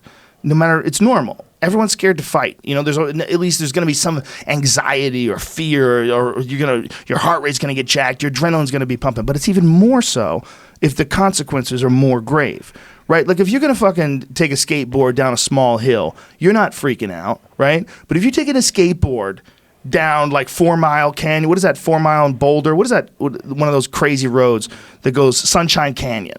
Right? If you're taking a skateboard down that, going 50 miles an hour, you're going to shit your fucking pants. You're going to try to land this thing right. Try to figure out how not to die here. Because the consequences are so much graver. You're going to be more jacked. And that's what happens to these guys when they fight Francis. The consequences are so grave. They make mistakes. And then with Junior, he reached for an overhand right. He just really, really extended himself. You can't do that with Francis. He just the scary thing is, it's true what Krokov says. Everybody has a game plan, and they get punched in the face. That's Mike Tyson. Mike Tyson said that. I think it's un gallo that once you get that first point, the fight. I only saw 2 fights. The funniest one was the first one against the kid from Dallas. Props to him. He went up against like a lieutenant in the KKK. The guy drew blue on his face at the weigh-in, and they almost got into a little scuffle in the weigh-in, and he had no fucking love in his face. He didn't smile one time. He was definitely a member of the KKK. And this little black dude from Dallas came in, and he did a spinning back kick, and that dude, it was all over. I don't know who you're talking about. First fight on the main card. Which fight? Undefeated he's not from the non-contender series. Yeah. Oh, yeah. I didn't see that fight. First fight on the card. He's 8-0 now out of Dallas. Strong little guy. Really good. He still has to, he's going to grow a little bit. He's going to get knocked out once before he really makes that big jump. But once he gets it, the guy kept doing spinning back kicks on him. And on the second one, he was right in his back. This guy just hates black people. Who? The guy on the right? No, that's Paul Craig. Yeah. That guy there. Paul Craig is great. No, he's probably great. It's a fucking joke, Joe Rogan. I know, but did you see that's a real person. He went in with a tough face, like fucking the guy from... he went in there like fucking Braveheart. He's a tough guy. Paul Craig is a good guy, But wait till you see the fucking fight. I'll see it. No, it was great. He just... the guy waited for the second one, and when the foot landed, he was right behind him. Nappy no time. Click. Oof. Guy turned around, and he hit him with a fucking drop in right hand. You could see his feet just go like, when you come, how your feet just bling? Same thing. It looked like he came. He just went... Jamie's got it. Oh, Jesus. Yeah, it was... that's the first one. So right away, he timed it. Baya, palapinga, pa. That's it. Look at him. Man, the last one he did while the guy was tremendous. Already out, and Look the at referee was separated. Boom. There he goes. Boom. There he go. He's probably right now reading fucking Malcolm X's biography. Jesus, that was ferocious. Yeah, that was ferocious. Why do people want? I wonder why people want to spin that much. Those like that. I hate all that shit. Spinning punches. Why are you giving your back to a killer? I never understood it. Well, that's not what I'm saying. I'm saying if you're not that good at it, he doesn't have like a really fast wheel. He didn't commit to Edson it. Barboza, okay? Edson Barboza wheel kicks people and puts them on Pluto. He spinning back kicks you to the body. I mean, his spinning kicks are fucking insane. But these guys are not that good. Like, what I'm saying is, like, Paul Craig, that's not his specialty. He's more of a grappler. I mean, he can strike, obviously. He's a good striker. But I wouldn't think that he would want to throw spin kicks. He's not like a Taekwondo guy, I don't think. If you don't do Taekwondo for 10 years, why are you spinning kicking in the UFC against an athletic guy? You know, all those things. I hate when even that reverse punch, when the guy keeps doing it and doing it, I'm like, you know what, choke him. Bust him in the fucking ear. See, when you're talking about like Edson Barboza, though, like no, the spinning those are kick tremendous. he landed on Dan Hangman, he kept fucking kicking his body, those spinning back kicks, just fucking insane. You got to commit to that spinning back kick. Speaking about commitment, how about Max Holloway spinning the little fucking cap off the bottle? Isn't that cute? And then the guitar player did it? Yeah. What's his name? Mayer? John Mayer. John yeah, Mayer. he did it too. Did Max Holloway invented it? I don't know how. I just saw it on. Is he the This is the first one? first one I saw. Yeah, like That's the, amazing. That's Everybody's amazing. trying to do it now. Challenge now. Yeah. That's amazing. Max Holloway's he's such a fucking cool guy. I love that guy. Win plays the a show. best. He's a champion. He'll He's, come yeah, back. man. Like, who the He'll fuck come loses back. better than him? Yeah. The way He's he tremendous. lost to Dustin Poirier, zero Tremendous. excuses, all Tremendous. love, all happiness. He's amazing. Jason Statham, what's he doing? He What's did going it on? today too. No, let me see. He's a real karate guy. Jason Statham has real striking skills. Like, well, look, you can tell even the way he's standing here, like the way he's moving. Oh. No, he's gonna spin. Yeah. But even the way he's doing it, like this guy's got real skill. Look at that. Kapow. He achieved a very high level of skill in karate. I don't know exactly what it was, but from people that I know that have done martial arts with him and trained with him, they said that guy's a bad motherfucker, like a legit badass. Like really knows martial arts. I believe it, right? You see him, you're like, I believe it. See him in like Snatch, one of those movies. Like, yeah, he fuck people up. He did the mechanic too. That's why I don't even look at Yeah, his face. I know what it I'm saying? bothers you, but hey, it's a gig. I don't want He's to an look at actor. his fucking face. Gotta You take understand? a gig. It's I'm hard, man. ashamed of You, him. you really should just say to them, hey, let's not do that. Let's just write a movie that's similar and in homage to it. I know, they didn't even do an homage. That's what really pissed me. Right. There was no respect at any level for Charles Bronson. Not even a fucking ounce. Not even an ounce. Not Why? even Why an do you ounce. say that? What do you mean? If you watch The Mechanic and study The Mechanic, it just wasn't a white guy shooting people. He was very calculated. There was no very calculated. Right. Everything was made to look like it was an accident. A very much accident. It's one of the best beginnings. The only movie that starts better than The Mechanic is Scarface. No, there's something that has a better opening. I forget. There's no fucking dialogue for 11 minutes, 12 minutes. It's him setting up a guy to make it look like the fucking heater blew up. Mm-hmm. Like those type of guys. Like I had a friend that he used to say the best way to kill somebody is break in the house, take the fucking pipe, the gas thing out of the stove, point it down, and light a candle on the refrigerator, and then leave. Whoa. And give it 15, 20 minutes, and it's Night Night Irene. What is this, Jamie? This is the beginning of The whole Mechanic. movie, actually. It's on YouTube. This is the beginning of The Mechanic. This is the beginning of the original one. The original one. Yeah. Wow. Okay. When, Jan Michael Vincent's father in the movie Charles Bronson kills, he gets a contract to kill him. That's how Jan Michael drifts to him.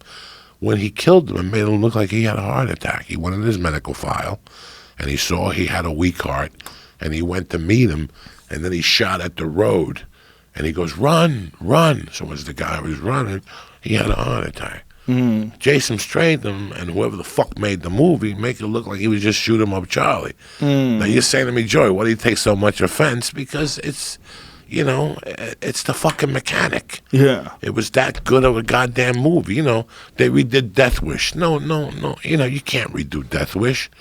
One of the most disturbing movies you'll ever see. Bruce Willis. Yeah, he should be shot and hung and shot again. Okay? I mean, he did fucking... Listen, you know what Death Wish has that nobody remembers? What? And I saw it when I was 10. This is why I don't play that shit. Has one of the most disturbing rape scenes you'll ever see. and Jeff Goldblum's in it. Remember, they knocked his daughter out, right. raped her, spray painted her ass. I left that movie being 11, like fearing for my mom now. Yeah. Like I left there and I became tired with my mom at the bar. I tried to get a stick and a knife. Like that could happen to women. Like that happens to women. Like guys just rip their pants off. I didn't know what that shit was till I watched the whatever the fuck it is, Death Wish. It's a different world for women. Yeah, I couldn't even believe it when I watched that. They never talk about how disturbing that scene is. That's a thing that most men never have to think about. Unless you're in jail, most men don't have to think about that. Then he goes to all women have to think about that. You know what happened, right? He goes to Arizona. They send him to Arizona to build the building, and he becomes friends with a redneck. And the redneck's like, man, that can't happen to you. He goes, I'll put a little something in your bag for you to take back up to those big city folks. When Charles Bronson got back to his house, it was a fucking white cannon from Texas. Paul Kersey, he was an architect. He gave him a fucking cannon.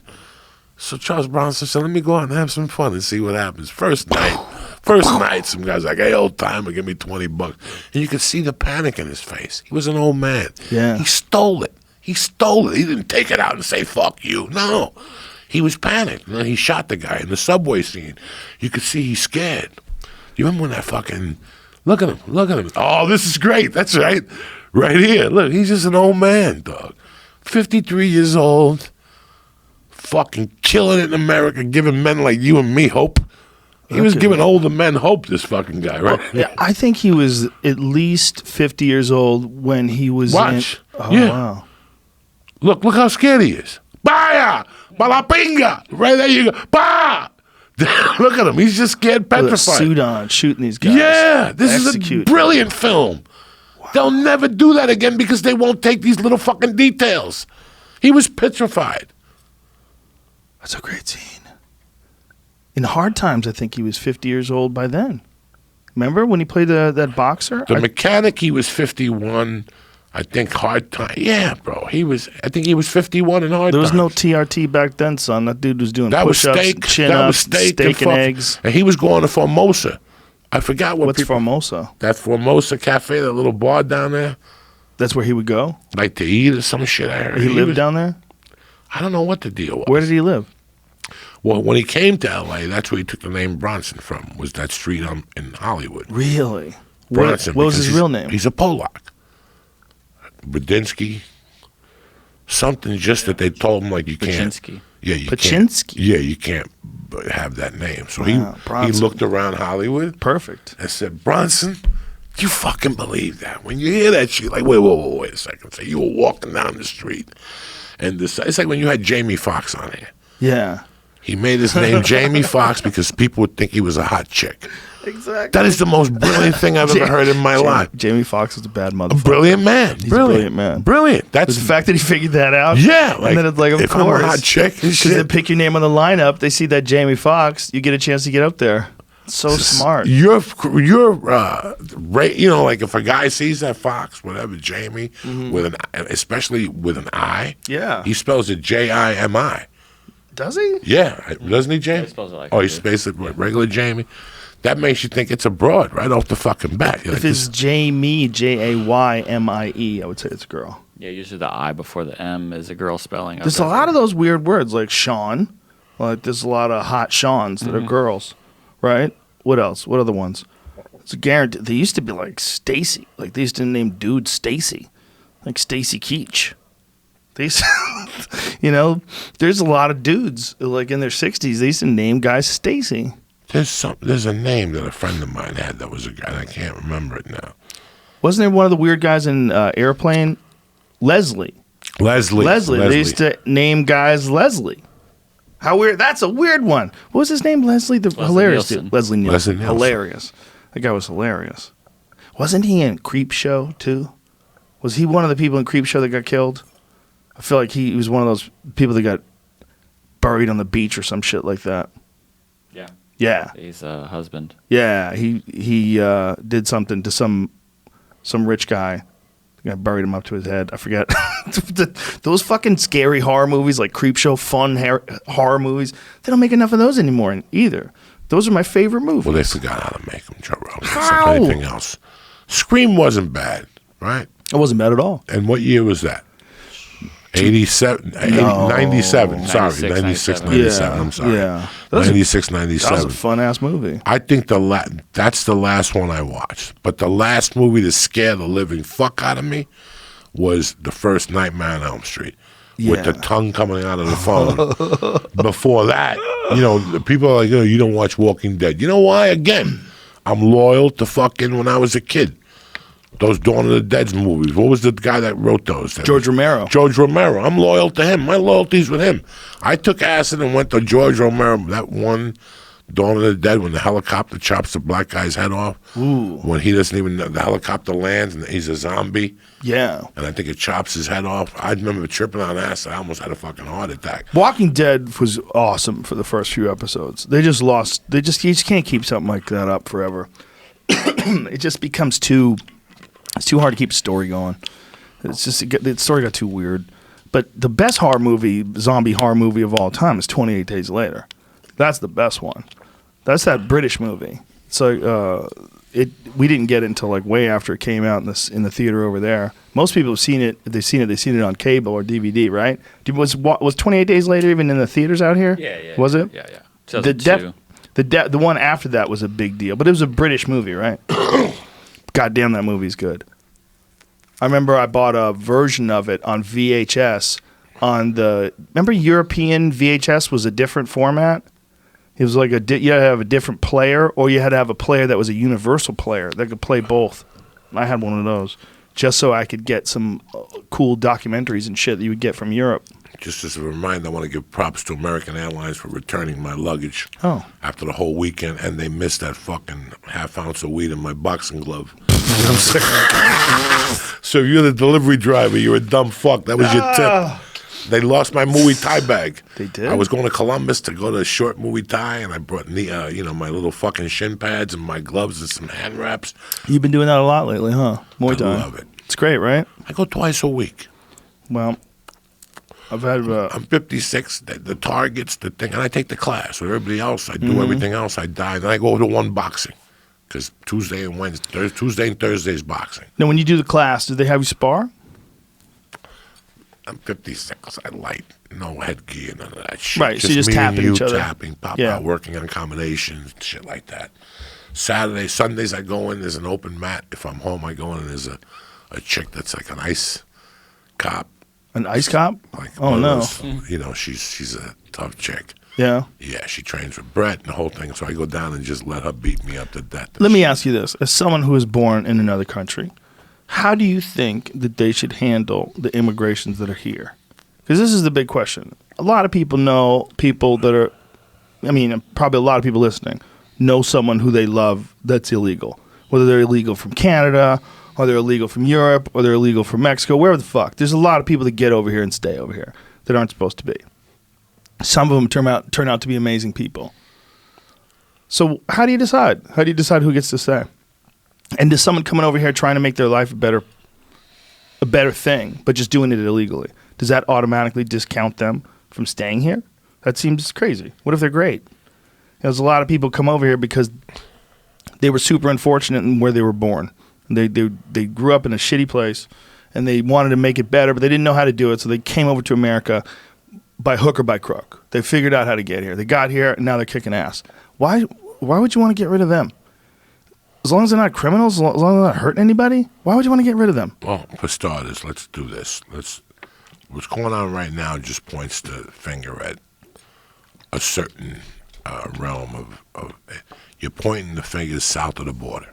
Yeah, it's Canadians. A lot of Canadians. And I'm not saying nothing bad about anybody. This is the United States of America. Right. People come here to fucking have a dream. Yeah. And whatever happens, bro. Sometimes the dream goes kaput. When I went to New York, I spent 3 weeks in New York and I Ubered.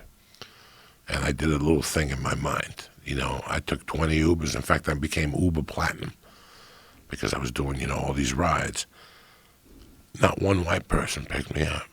Not one time. Not one time. And guess what? I asked questions. I asked everybody questions, and the most inspiring person I met was one night I worked till I wrapped at 6:30 in the morning. There was no way I was getting in the van to go home, and I just called Uber. I was in Ridgewood, Brooklyn, and this Indian girl picked me up. Very cute, 6 in the fucking morning. It's still kind of dark out, 5:30, whatever it was. And this little girl that weighed 90 pounds picked me up. Got in the car. Hello, we have charger in the back if you want to charge your car, and there's little caramels in the front, and I said, where are you from? And she told me India, and I go, how long have you been here? 1.5 years. Spoke perfect English. Wow. I go, why did you become an Uber driver? She goes, I became an Uber driver because I was a waitress in an Indian restaurant, and the guy abused me, and he would only pay me $8 an hour and take half my tips. So me and my cousins got together, we put away money, and we rent a car. We leased a car. She drives in the daytime, and I drive it at night. Wow. And I go, aren't you scared to go out at night? She's like, no. She's like, I love it because there's no traffic at night. I go, what do you walk with? I just asked her creepy questions. I just asked her questions. Yeah. And it was, I gave her an extra tip. Let me ask you this. Can you be illegal and do that? Do they check your citizenship? I don't know what the status was with her. I didn't ask her. I didn't know if she was a citizen. What do you think? Do you think that you could do that? Do you think, like, if you came from another country, you came from Guatemala illegally, came over here, though, and became an Uber driver, could you do that? Me? No, can anybody do that? Or do they check your citizenship? What do you think, Jamie? Yes, they can do that.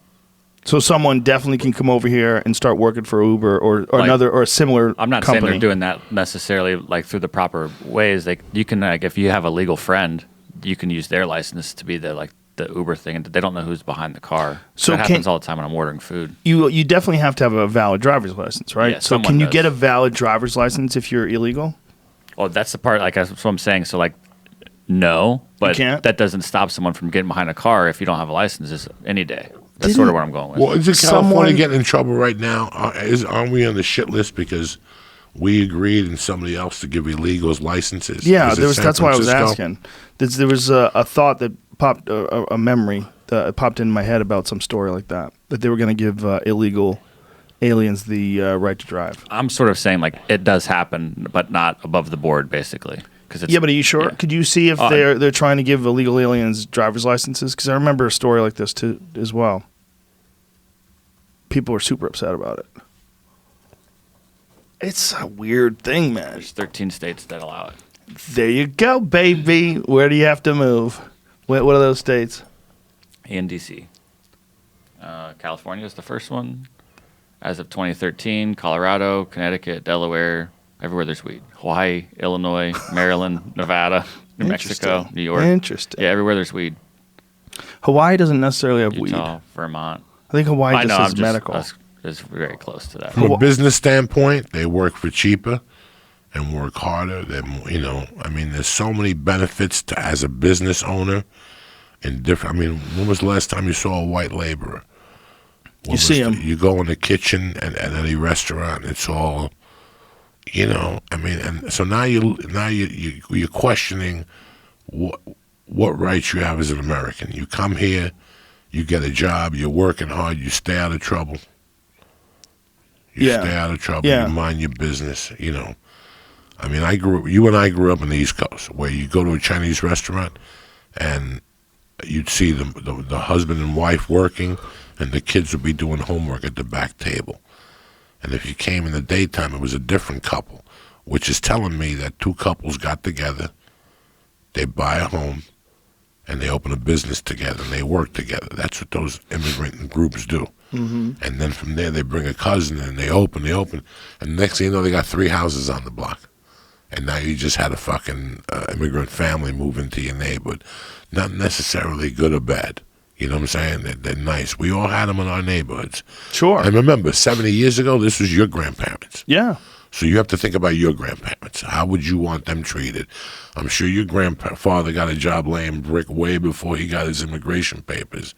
I don't know how they did it, right?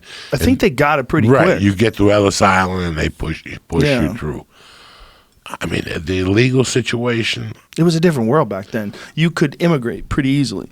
Like my grandparents weren't rocket scientists when they came over here. No. You know, they were kids. Their parents weren't geniuses. Do you know what's going on? They're farmers. Do you know what's going on in South America right now? Nicaragua, Honduras, all those places.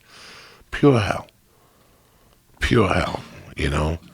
I can't be mad at you for wanting to get the fuck out of there. But there's other places on Earth right now where there's pure fucking hell going on. Yeah. There's and places they're trying to come over too. Let's point everybody out. Let's lock all the fucking borders. Don't make it seem like it's just Mexico that's the fucking problem. You know, we're getting bombarded from everywhere. We're getting new people in here every day from everywhere. I ain't mad at it. They're coming here to make better lives. But don't just keep pointing the fucking border that. You know who else is coming through that Mexican border that nobody's talked about? Jamie, when you get a minute, if you'd love to check it just to verify me. You know how many Cubans are getting sent back to Cuba on a daily basis from Mexico? Really? Getting back to get shot. But Cubans, They're when not they coming come through to Miami America, no more. why? They're not coming through. They've closed all that type of shit. What? So right now, You can't come through Miami it's anymore? easier to go from Cuba to Mexico and just join the walk Whoa. and walk up. But once Cubans are in America, we give them asylum, right? Right, the tag. But then Is that still going on? I think Obama removed it. Did he really? Yes. Trump made it so we can't go over there There anymore. you go. Africans, Look, Cubans pack Mexican shelters, they're hoping for going a shot through of Mexico. asylum. People are going through Mexico now. That's crazy. So I think the number a couple weeks ago, I think 900 Cubans are getting sent back weekly to get shot.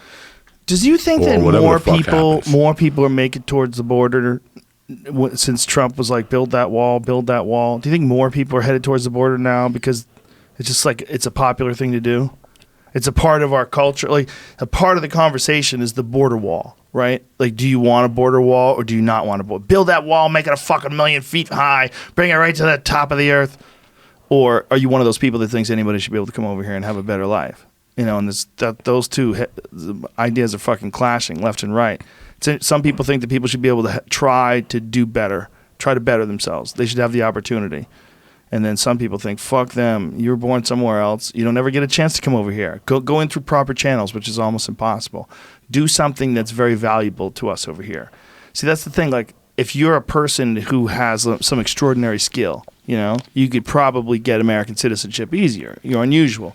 If you're contributing to the physics department at Harvard or something like that, and you were born in Germany or wherever, you probably could get citizenship a little bit quicker than you're just a guy who like lives in Guatemala and wants to come to America because he thinks he can advance his life. He thinks he can get better. Whereas where he lives, you can't go anywhere. You're stuck. The poverty is extreme, the crime's extreme, and he wants none of that. He wants to do better. So he makes it over here. I'm like, listen, when you talk about immigration, you're going to get good and bad from every country. Sure. You know, Castro in '79 opened up his prisons in Mariel, and you got 100,000 Cubans and 100,000 fucking spoiled, rotten savages from Cuban prisons where they wear no clothes and they have to shit in a hole in the middle of the floor. They're savages. They're animals. They got no problem taking your life for a piece of toilet paper. But the same runs true from other countries. Yep. We get the good and the bad from other countries. You know, let's not beat around the bush. Before Russians come here, they get a course. They go to a school and take a 12-week course on how to come here and get money right off the bat. How to go to Social Security. Check that out, Jamie. That's a very weird one.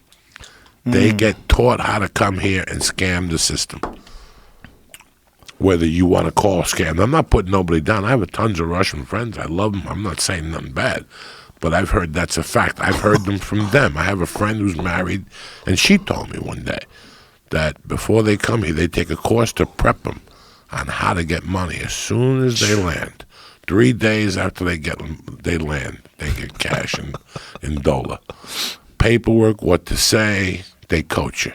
that's hilarious. Is this like a service that they offer? Yeah, some type of class. Sign up I for don't it if know you want to scam the exactly system. how it works, but if you want to scam the system, they'll tell you how to do it.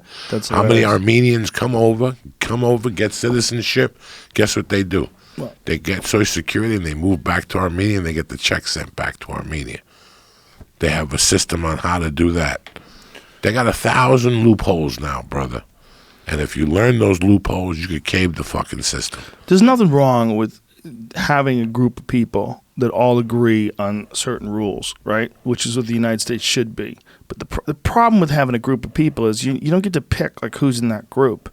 So you're just deciding instead of being admitted by your merit or how good a neighbor you are or how nice of a person you are. No, you just whether or not you're born on the dirt. Like, were you born on this dirt or that dirt? Because if you're born on that dirt, you can't stay. But if you're born on this dirt, even if you're a shit human being, you get to hang out. You get to ruin other people's lives while you're here, as long as you don't do enough that we need to put you in a cage. And then if we do, we keep you for a couple of years and let you out and you do more. I mean, we have no problem with that. I don't know what the percentage is. What the fuck was I going to tell you? I don't know. I lost it. What the percentage of good people versus bad people that come in across the border? The thing is, every time there's a bad one that comes across the border, it's highlighted as an example of why we got to keep the border closed. And they have a point. They all have a point. Absolutely. When you see someone who is talking about illegal gang members that are sneaking across the border and murdering people, it absolutely has happened. It's 100% of a real thing. It's not fiction. The question is, how much does it happen? And how much better is it for those people's lives that make it across? Is there a way to screen better to make sure that the bad people don't come in? I mean, all of these questions are legitimate. You know, you don't want a bunch of fucking evil, vicious people from another country in your neighborhood. That's how everybody feels. You don't want your children, your family to be in danger because someone snuck across a border and they have a long history of working for the cartel murdering people. That's a real thing. It's a real possibility. So all the people that are vigilant, all the people that are scared, you know, it's probably smart to be scared. Look at fucking human history. People are capable of doing some awful shit. No one's saying like, I don't think there should be no wall at all. Nothing stopping people from coming across. You definitely don't want pieces of shit coming over here. But let me ask you this. The problem is how do you find out? Did you ever notice that maybe we're full? Yeah, we're probably. Maybe we're full. Did you notice that when you go on, there's homeless people on Ventura fucking Boulevard, on Lancashire Boulevard, under bridges everywhere? Has it ever come to your mind that anywhere you go, there's cars everywhere, and between Uber and Lyft and cabs, now there's traffic in every major fucking city, there's deadlock or whatever? Did you ever notice that maybe it's not that I hate Cubans or Mexicans or Puerto Ricans or blacks or Germans or Irish? Maybe that we're fucking full. Have you ever come to that conclusion? Yeah. That we're just full right now. Yeah. We have to take 5 years off. Like, I would accept that. I would accept special circumstances. Like, why? Like, you have family here or something. But at this point right now, we're fucking full, bro. Yeah. Yeah. We're full. We don't have nowhere else to put anymore. We really don't. Look at your cities. Unless we pack them all to Iowa and send them all into where's the highest population of Mexicans in the country?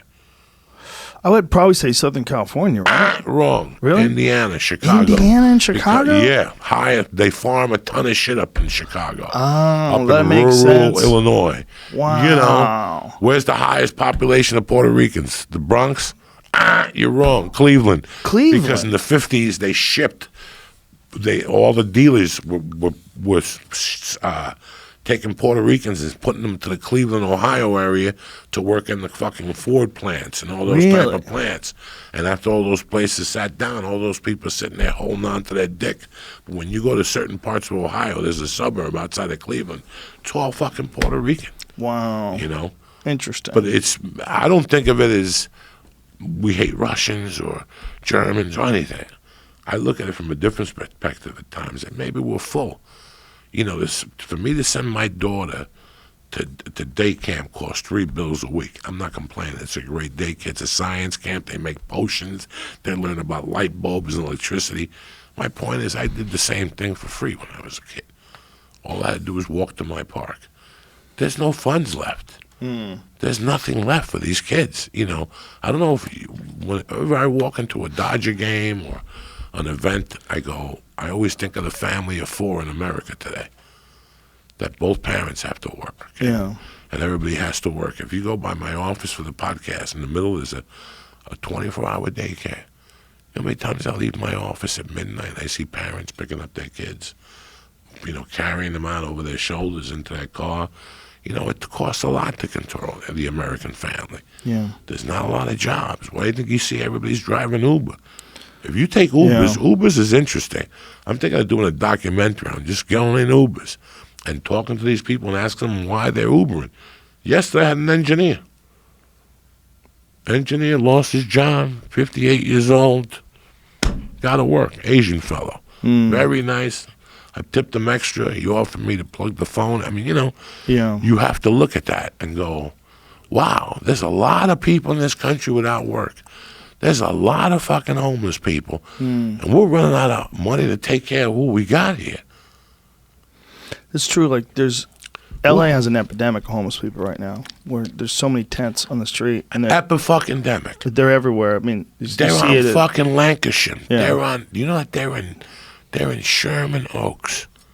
On the streets, hiding on the underpasses. Underpasses are stuffed with them now sometimes. You know, I mean, we have to, and what are you going to do with them? You can't walk through those underpasses. What are you going to do with them? You know what the answer is? You know what they usually do with them? What? They give them $100 and they give them a bus pass to Vegas. And now Vegas is stuck with them. We talked about that on the podcast. For 2 months. Every city's done that. Every city keeps doing it. You just keep moving them around like shit. Yeah. It's time to get fucking a park and put a tent city and make them be resourceful.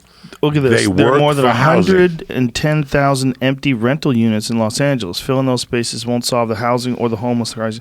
Yeah, but the problem is, if these fucking things are for rent and you have these homeless people that are drug addicts and probably mentally insane, and you let them stay in those rental apartments, they're going to destroy your rental place. Well, let's be honest. There's 110,000. Oh, whoa. It all depends on what kind of homeless person you're talking about. Are you talking about a person who's down on his luck, or are you talking about mental illness, mental illness, drug addiction? Yeah. That stuff. Violently. When I see 100, when I see 10,000 homeless people in LA, I got to assume 4,000 of them are people who are down on their luck. They made a slip.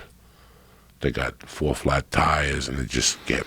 You know, there's times people go through shit for periods of time. It could be a year. Yeah. It could be. It's like these fucking hikers. Every fucking 3 days, a hiker gets lost. Okay. One of these hikers gets lost. And they stroll off. When they get saved, they're all happy. You see them on Eyewitness News, like all happy. Wait till they get the bill. Did they get hit with a bill? Oh yeah, every time. Most. What do you think those helicopters cost? So there's volunteer groups. There's volunteer.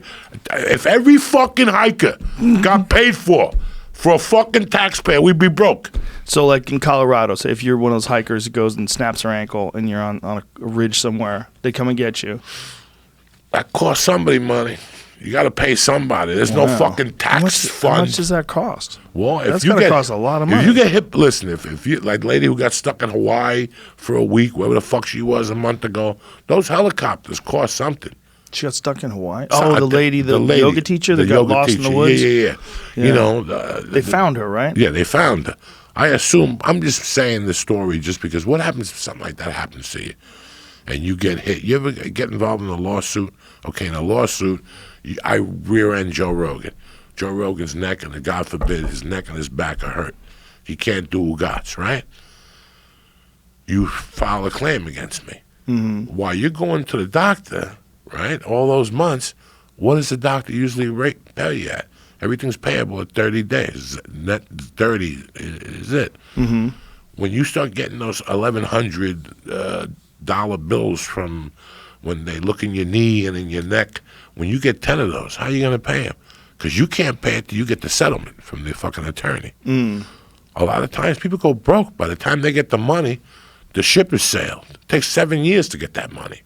You've been going to the doctor for 3 years. Wait, think insurance covers all this? What insurance? Well, tell everybody with the neck collars it's more complicated. What's that? Tell everybody with the neck collars. Oh, yeah, it's more complicated. Yeah. So all those bills add up. You get hit with a bunch of bills, Joe, you're homeless. Yep. You're homeless. It's you and your wife, whatever, it's homeless. Unless you have parents and, you know, you're homeless. And you're in a so when I look at the homeless situation, when you hit me with a 50,000 number, which is a lie, if you go around L.A., it's a lie. Land at the airport and hook that fucking thing onto the 405 North and look under that. There's 100 people just under there. Mm-hmm. So whatever number they tell you. What do you think they tell you as far as like homeless population in L.A.? I don't know. I know Garcetti's under fire. Like I know that they're fucking like people are What pissed can they because they do? gave him $2 million. What They could gave him they $3 do? million. They gave him money, and he didn't do dick. Oh, really? Yeah, they gave him some type of money. You got to put up some shelters. I saw that up in North Hollywood, Studio City, there's a church that on Thursdays they go and take showers there. You know, there was a place in Maine that was offering. They were offering young couples. They wanted young people and young families to move up there because it's tough to get people to live in some of those parts of Maine. So they offered incentives for young people to move up there, and a lot of African folks started moving up there. You know, they found out that that was a good place to be, and so they like filled up a lot of their shelters up there. There was an article about that. See if you could find that. Interesting. It's like, hey, they're like, look, I know it's cold as fuck, but we'll take a chance. They're from a war-torn part of the world. If they could just be cold in Maine and be at peace, Hey, beggars they'll can't take be it. choosy. That's why Marcus Davis lived up there. I asked him, remember UFC fighter Marcus Yeah, Davis? yeah. I asked him, like, why do you like it in Maine? He's like, there's no fucking crime. He goes, it's none. He's like, there's none. He goes, everybody's nice. It's cold as fuck, but everybody's nice. Remember the comedy club up there? Where was the comedy club? It was on a wharf and it floated. No. Where's that kid from? Maine or Vermont? Marley. Bob Marley's from Maine. Yeah. Okay, it was in Maine. Yeah. Bob Marley got you him know, into the club one was time. that more asylum seekers arrive in Portland, Maine from southern border as city debates assistance. Portland's Human Resources Director criticizes comments by Mayor Ethan Strimling welcoming the arrival of more immigrants. Did it say that they're all from Africa? It doesn't say specifically Africa, but they're buying them bus tickets to go from like San Antonio and other parts in Texas. Oh, I think this is a different one. This is a different thing. Oh. Yeah. Just Google it from Africa. That's what I did. Did you? Main African shelters. damn it, It it's- should have popped up. This one, that's just one person. A new migrant surge from the border. This one from Central Africa. Wow. Interesting. But, you know, for other people in other parts of the world, they're like, I'll take it. I get it. Maine is cold as fuck for a good stretch of the winter, but, you know, they just stay indoors and keep That's the fucking heat homeless on. numbers here. Whoa. Look at that. LA population, Look at that. LA County homeless population jumps. So from 2011, it was 39,414, and in 2019, it's 58,936. So it jumped up a fucking ton, almost 20,000. And that's just over a period of 8 years. That's crazy. That's a lot of people. There's a couple dudes by my house I take care of. There's a couple dudes that live in shopping carts. I always drop little food. There's one dude that was he's like a soldier with PTSD. And he lives in the park. He's got to be 6'4", 280, big black. What do you want to do? Every time I see him, I pull over. I give him a 20. I introduced him to my wife and my daughter. I go, you see anything? You just attack. He's just attacked. You rip him apart. When my daughter started going to grammar school, I saw him one day walking by the grammar school. I pulled right up. I go, you see that grammar school right there? So my daughter goes to school. You see any suspicious white people? You just rip them apart. Let me deal with it later. He has a Rambo knife, bigger no. than Rambo. Bigger than Rambo. And I love him. I love him to death. You could see with the PTSD and mental health, he won't take showers. Oh, no. But he's got a heart of gold. Whenever he sees me, he smiles. He gives me a thumbs up. I've been in that neighborhood 10 years. I see him in that park maybe 6. Never violent behavior. He doesn't drink alcohol. So I know he's not just a fucking drunk. He just can't get a job. It's just mental health. No, it's a mental health issue. Yeah. He's a veteran. I asked him, how you doing? What's going on? And he told me his whole, like a little story as much as he could without being embarrassed. So I just duked him. Every time I see him, I just put money in his pan. Good for you. And he's as happy as a pig in shit. But he's a fucking stone killer. There ain't going to be no shootings at that kid's school. Because I got him checking it out 3 times a day. You think I'm kidding you? I don't think You think I'm kidding you? I love him. I love him to death. My wife waves at him. We beep at him. Mercy waves at him. Everybody's happy with him. Just so there's no misunderstandings. I got a little peace of mind. Is there ever going to be a time when there's no bad neighborhoods? Is that possible? Is it possible to have a place where there's no crime at all? What do you think? Is that ever really going to be possible? I mean, it's definitely better now than it ever has been before. And you could think that if things move in the same general direction, there'll be less crime 100 years from now than 100 years ago. But do you ever think there's going to be a time where everywhere is safe? You know, the internet gives you a lot of education on what cities are having a hard time. They don't tell you, but they don't really fill you in. You know, every weekend you see the murder count in Chicago. It's crazy. Every weekend the murder count in Chicago. These fucking countries ain't no safe. The Dominican Republic and Puerto Rico, think about a year ago, they had as many shootings in Puerto Rico one weekend as they do in fucking Chicago on the weekends. You know, look at the shit that happens in L.A. We don't hear everything. What's happening in the Dominican Republic? All these people are dying. I don't know. What is happening? It's a mini bar. It's this. It's that. What do you think, Jamie? What do you think, Jamie? Speculation. I heard that there's lots of deals that get made from like if you had a friend that was like maybe refilling mini bars, your other friend would then refill the little bottles with not actual liquor or something like that, and like they just kind of refill those. I've seen videos online. It's not actually happening in the Dominican Republic, but where all-inclusive resorts. That's what the videos said. They're just refilling bottles of Cavassier and Hennessy and all sorts, just like with brown water. I don't know what the fuck they're even doing. What? It's like a whole system they have. There's like 15 people, like a little factory in the back of a shed on the beach, just filling up empty bottles of shit. So just ripping people off. I don't know if that's what's happening in the DR, but that's what I've read. Speculation online says that there's just sort of something going on. Where are you reading this? Online. Not any. It's again, it's speculation. It's nowhere legit. I don't know. That seems to make sense. Right? If someone had a scam and those little mini bar bottles are kind of expensive. Just find a bad batch, and just like you get bad batches of drugs, they got to find out who they got some homemade the fentanyl or whatever thing, and maybe they got some bullshit homemade booze that's poison. Could have got spread around. Yeah. Who knows? Yeah, but the whole thing is suspicious because they're doing kinky shit at the hospital. Kinky shit? Yeah. What kind of kinky shit? No answering. No answering? No hablo. We don't know. Well, you know what it is? They're probably overwhelmed. Can you imagine if we're sitting over here talking about it, how many people have been calling them? How many people are furious because they lost their loved one over there? They don't know what the fuck is going on. And then someone said that it's not necessarily really an uptick, that there's not necessarily really an uptick of deaths. It's just that they're highlighting every time someone dies, and that the reality is people die all the time. I don't know if that makes sense. You know, like, I mean, how many people, if you were just looking at Los Angeles, that come here and they visit, wind up having a heart attack and dying? It might be a lot. You know, we don't really know. I mean, how many people come over here from another country every day and wind up dying while they're here? Is that a normal thing that people do? Because people do. I mean, if people are dying of heart attacks and all sorts of strokes and all sorts of other shit, is that because someone's doing something to them? Or is it because 100,000 people a day come over here and one of them a day dies? I don't know what those numbers are. I don't know if it's legit. What are you showing me? People that died. It's grand numbers, I guess. It looks like only maybe 12 to 15 people since March. That's a lot. May. But is it? I don't know. Yeah, I don't know if that's it or here in California. All these people are older. No. People most are 50 or older. Yeah, you're right. Which can happen at any point in time, especially if you're on vacation, doing Viagra, drinking straight Jack Daniels, fucking up a storm. You could have a heart attack, bro. But all jokes aside, no disrespect to the dead. Can you Google how many people? Is this an uptick? Are really? Is it? No. What's the best way to say this? How many tourists die per year? Yeah. What's the annual tourist rate? Tourist death rate, and is it any different from what we're experiencing now?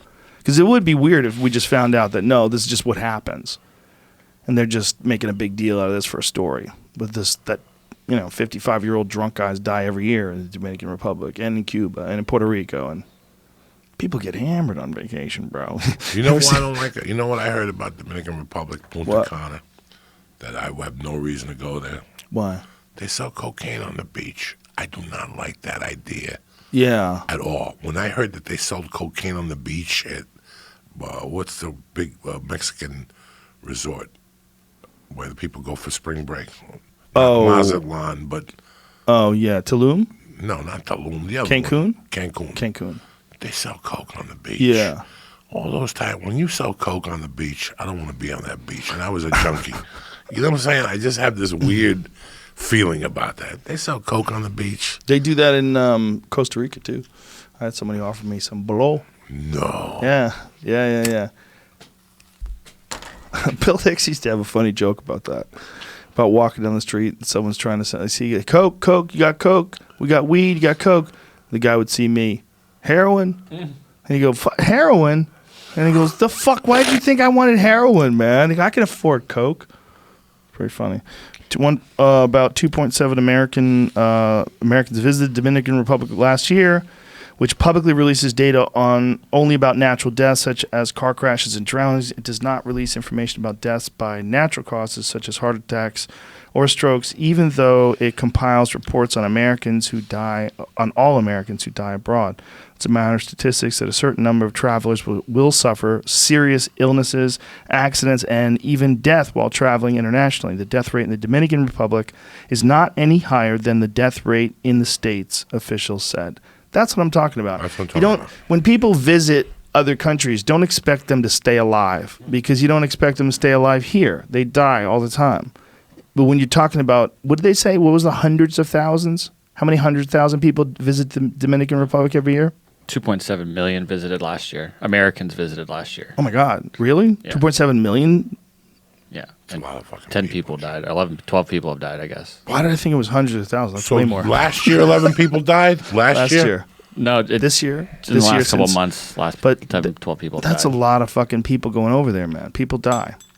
But meanwhile, everybody's scared to go to the Dominican Republic. So it's like probably killing their business. And, oh, he was fine until he drank out of the mini bar. Come on, man. Are you sure? You know, some people, I'm sure, are getting fucked. The scary one was the lady who got attacked. There was a lady who got attacked. Right. They beat her half to death. She has no idea what happened. She saw a guy with an outfit on from the resort, like an employee's outfit, and he fucking clubbed her and beat the shit out of her, and she doesn't remember anything. He left her for dead. And when they found her, they thought she was dead.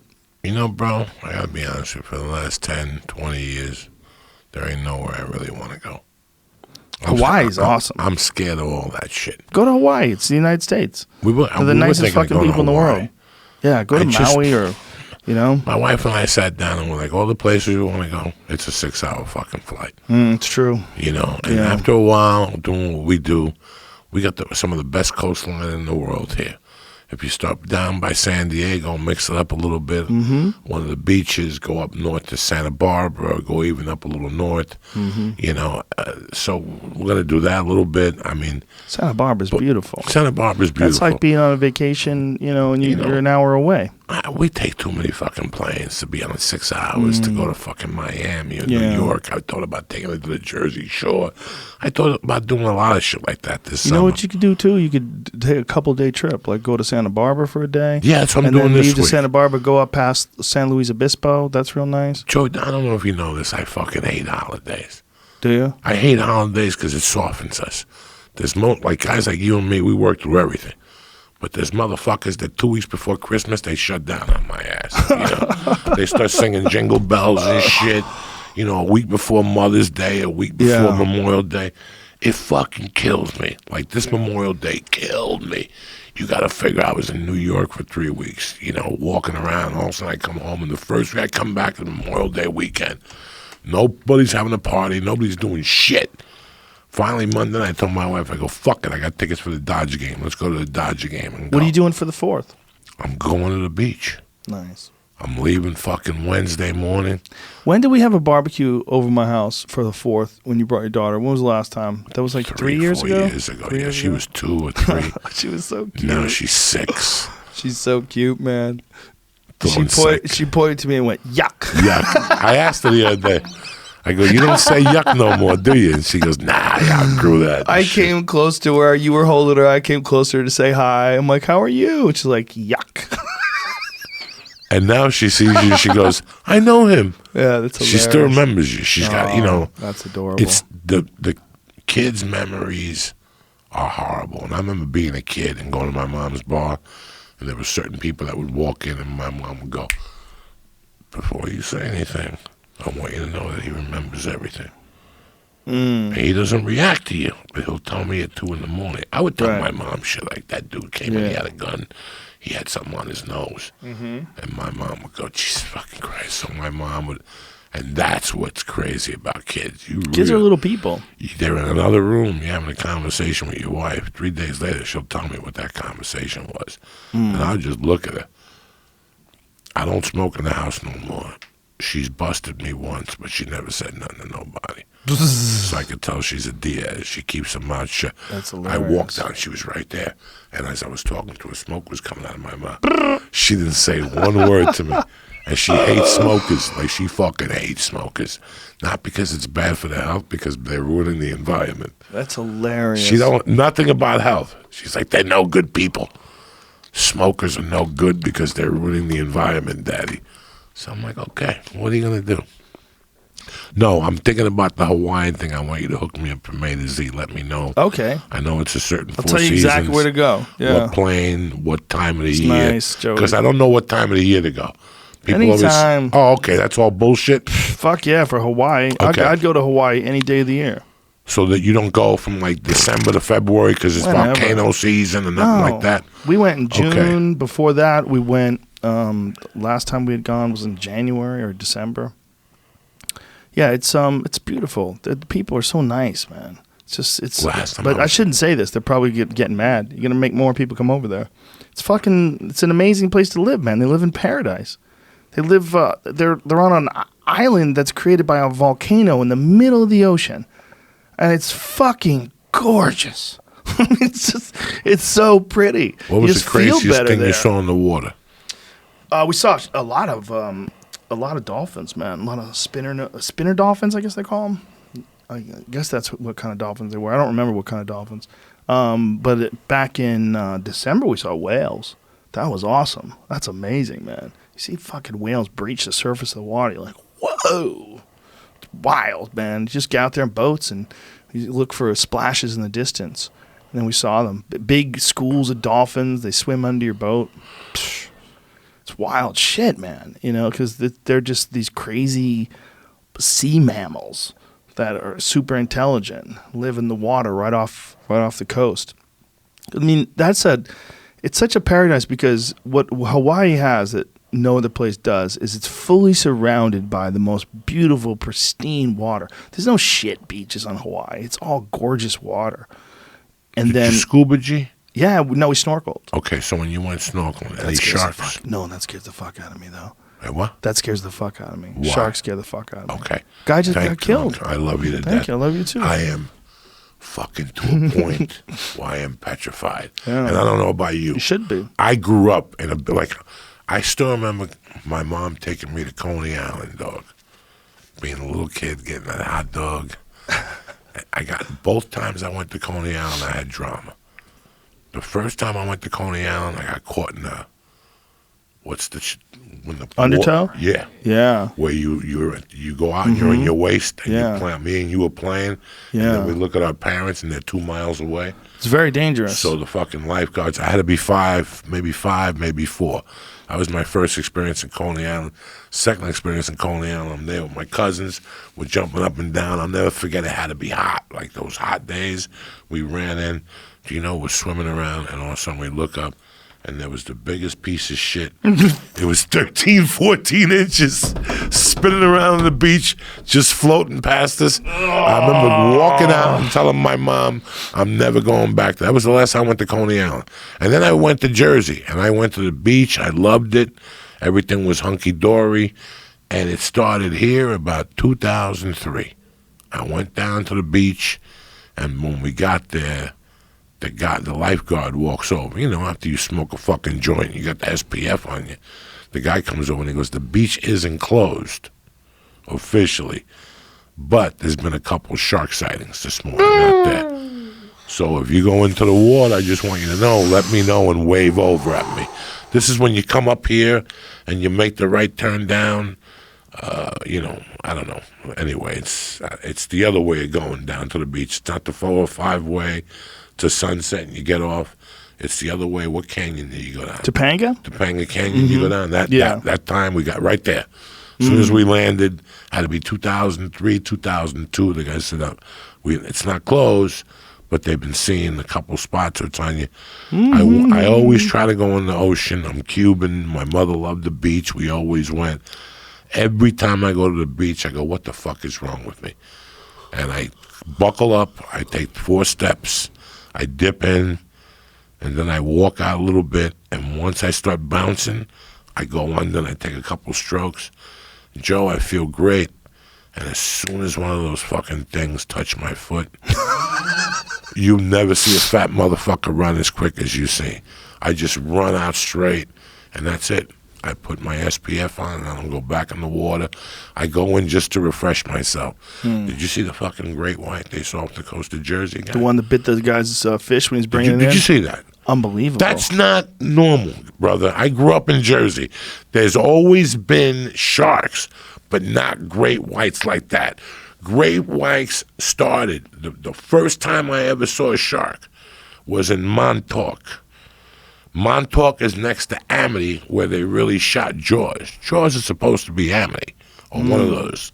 If you look, I don't know what correctly it is. When they shot Jaws, it's supposed to be the coast of fucking Long Island. But if anybody knew, when I was a kid, I used to go to Montauk all the time.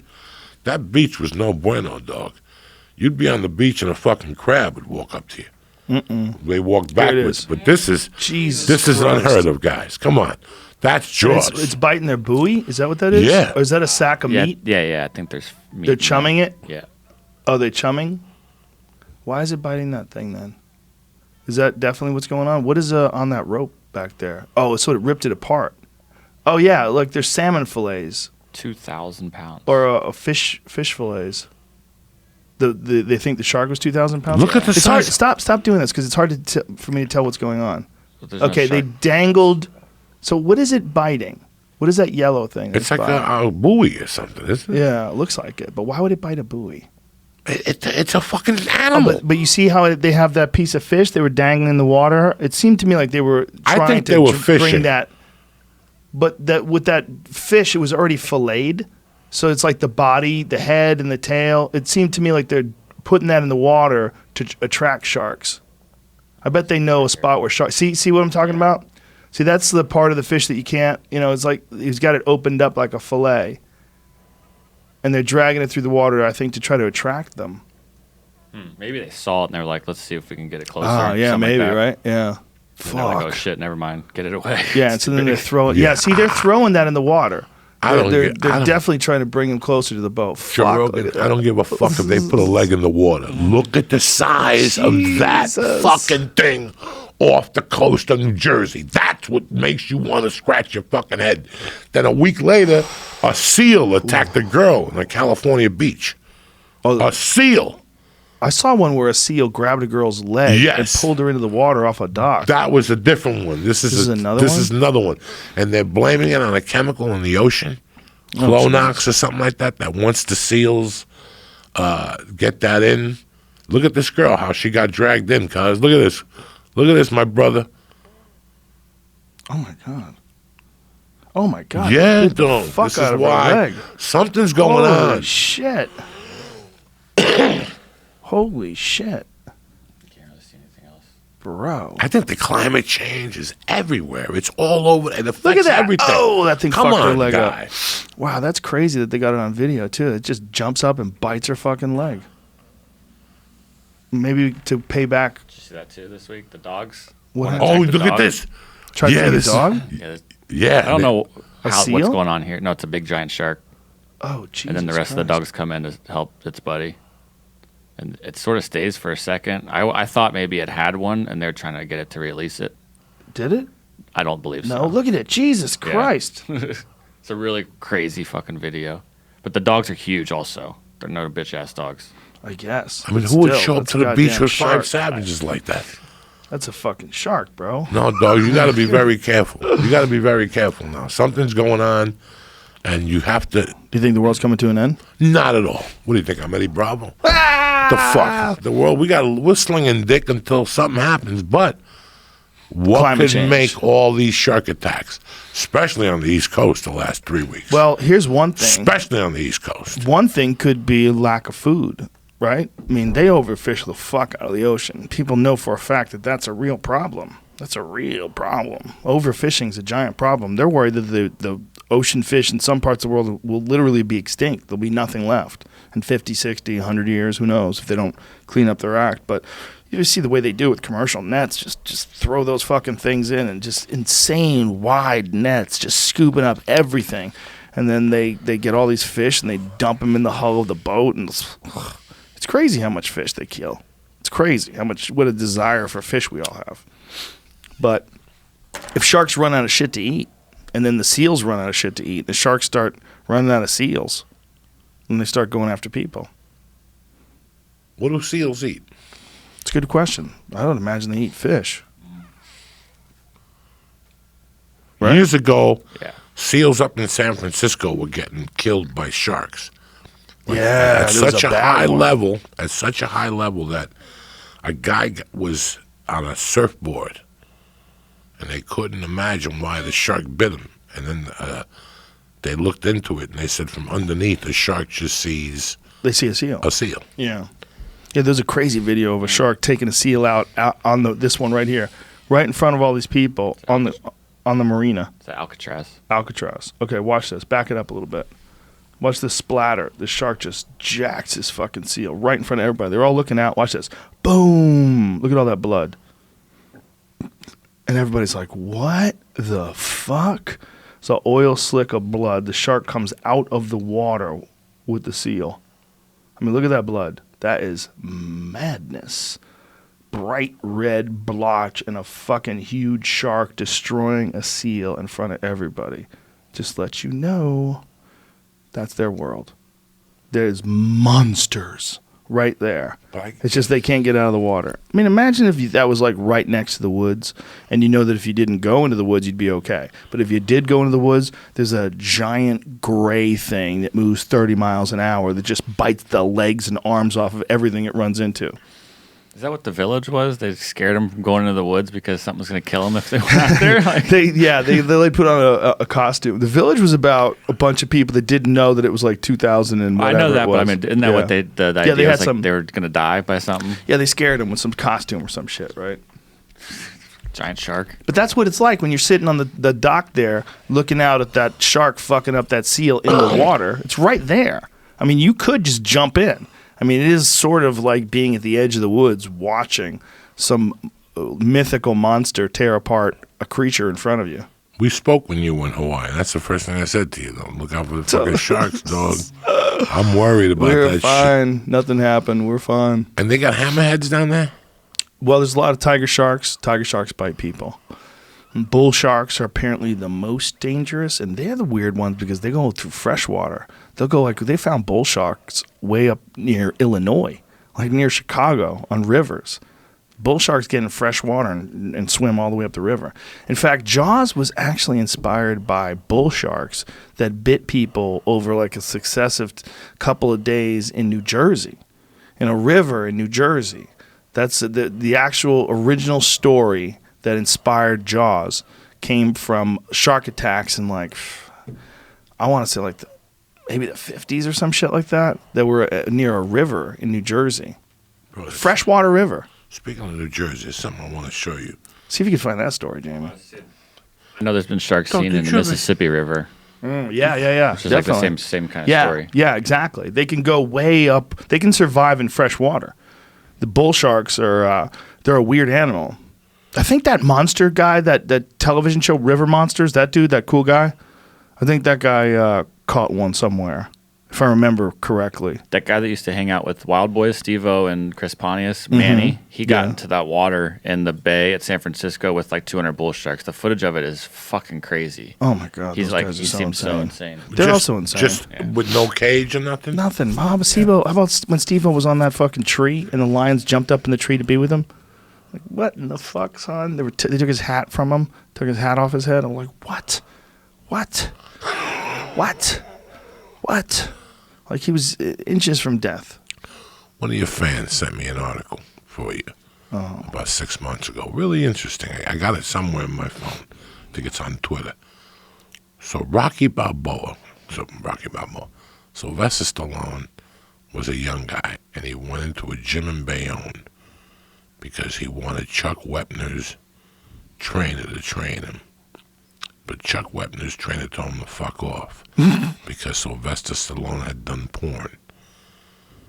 So Sylvester Stallone, on the way out, stole Chuck Wepner's notebook that he wrote in, and that's where he took the idea for Rocky. Is that true? Did you ever hear this sack? Never heard that. Doesn't. Maybe it's true. Despite the fact that Stallone was sued by Wepner in 2003 for using his story for Rocky, he ultimately settled for an undisclosed amount of money in 2006, according to Forbes. Seems to be in a good spirit about Wepner's tale being told on the big screen. In an interview with Deadline, Chuck producer Mike Tolan said that Stallone was supportive of everyone involved, reading the script and even showing up on set. He and Liv had positive dialogue during shooting. They made a movie about Chuck. They did a movie about Chuck. That's weird that he used his story for Rocky. So the idea was that he used his story when Chuck Wepner fought Muhammad Ali. Is that what you heard? Based on. No, but it kind of makes sense that would be based on, because Carl Weathers was kind of like a Muhammad Ali character, and Rocky Balboa was kind of like Chuck Wepner. But if I remember that fight correctly, I mean, I remember Muhammad Ali beating the shit out of Chuck Wepner. I don't remember it being like a close fight. Like didn't they make that fight a draw? Wasn't Rocky one a draw? Did Muhammad Ali knock him out? Chuck Wepner? No, he beat him up.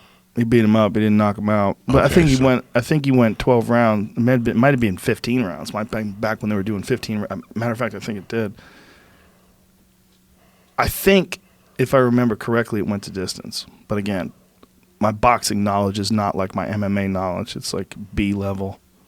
What year was that? 1975. It was billed as the Give the White Guy a Break.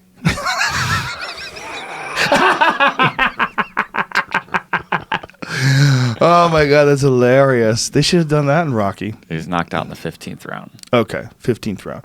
So that's what I'm saying. It wasn't like Rocky. The story of Rocky is this guy who actually was a good fighter, but just never focused himself. Decides to focus himself for this preposterous opportunity to fight for the title and actually hurts him. And it's a draw at the end of the fight. It's a crazy fucking war and turns out to be a draw. That was not Chuck Wepner's story.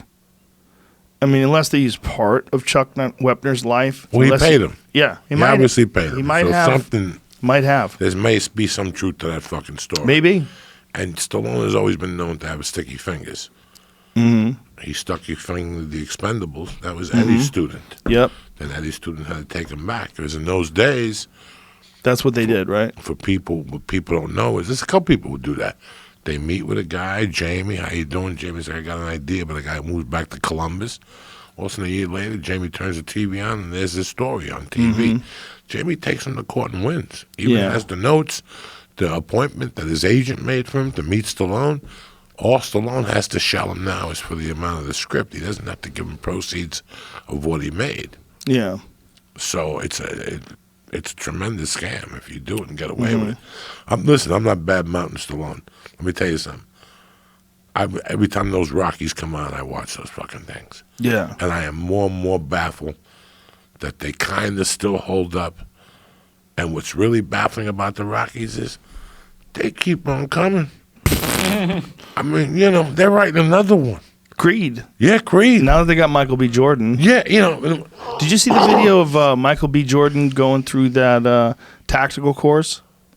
It's fucking badass, man. I don't know what movie he's preparing for, but he's preparing for some fucking crazy shoot-'em-up movie, I guess. I did this. Taron Tactical? I did this thing with our boy, and I didn't know. Like, our boy John Bernthal was telling me that half the movies he does, you got to go there 6 months before Joe Rogan. He's going through one of these courses, like John Wick style courses. Yeah, you got to go through 6 months of this. It says it's for Black Panther. Yeah. So this is when he was in that movie Black Panther. So he's preparing for it. He used a bunch of guns in that movie, though, so I don't know. Maybe. Makes sense. Yeah, he did shoot a lot of guns in that movie. Yeah, he was a mercenary. Don't you remember? Michael B. Jordan was a killer in that movie. Yeah, I remember the hand-to-hand fights, though, I guess. Yeah, well, there was that, too.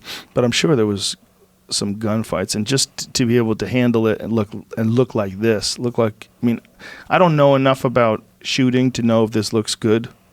It looks good to me, though. You know what I'm saying? Well, if you watch like Tom Cruise in Collateral, when he goes into the Japanese bar in Koreatown or whatever it is, he's using tactical shooting. You know, like it's real tactical. Yeah. I always knew that Tom Cruise was an ultimate professional. You know, that's why he gets 20, 80 million a movie, the whole deal. But when I talked to our boy, he was telling me, that all these movies now, you go over there 5, 6 months before the movie starts. And it's, 8 hours of training. I mean, you got to give it up for your boy John Wick. Oh, yeah. He's 56. He's doing 5 hours a day of jiu-jitsu. He's doing jiu-jitsu, and there's a bunch of scenes of him doing that same course. He did it with a Henry rifle, one of those Henry old-school Western rifle. Bang. What are those called? You know, those little load-em-up ones where you flip your wrist down to reload? Remember when we were kids, we had those, and the more you pumped them, the stronger the thing was? Yeah, BB when guns. You shot your grandmother, you pumped her like 80 times and shit.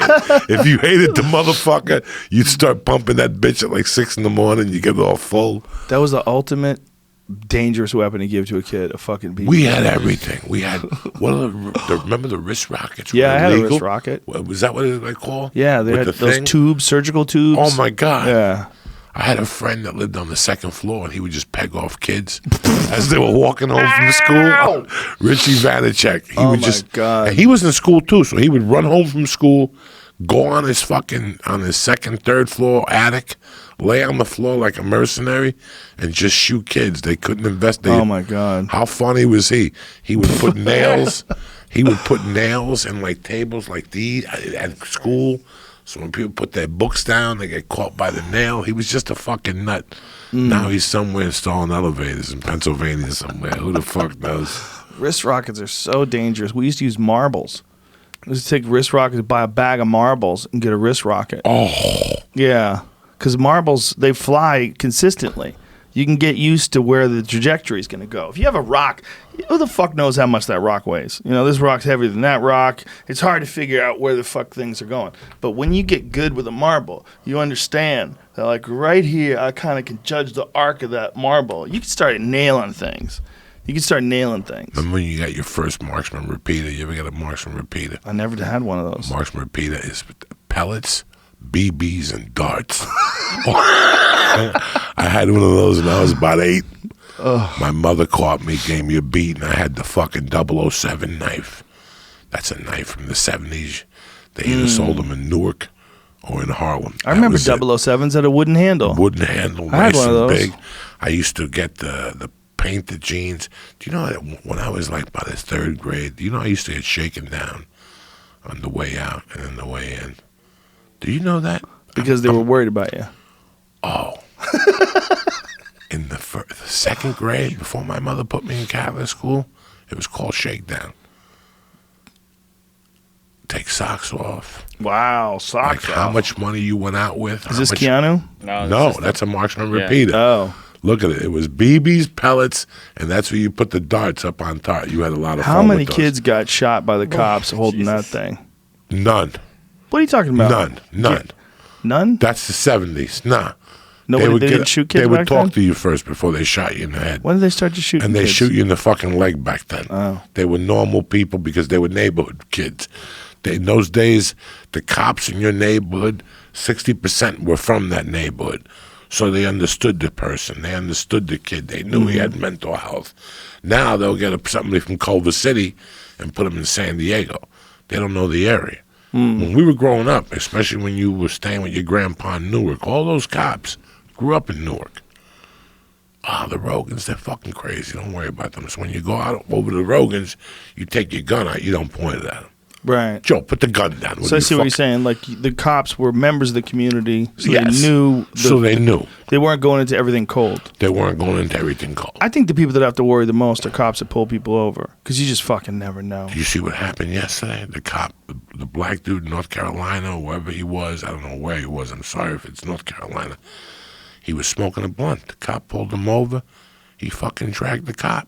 Whoa. Grabbed him by the elbow. Jamie, I know you saw it on the news. Dragged him twice. Not once, but twice. The cop was trying to pull the gun. Then the cop shot him in the leg. Oh, Jesus. And he still dumped the cop off, and he got away. Wow. So Listen, he's out there with a hole in his leg? Yeah, no, they finally caught him. He went into the ambulance. You know, how long look at this. So he's just smoking the blunt Look at him. right in front of the cop. The cop said he smelled marijuana. So Oh, he's driving off. is he holding down on there? to him? Yeah. Or the side.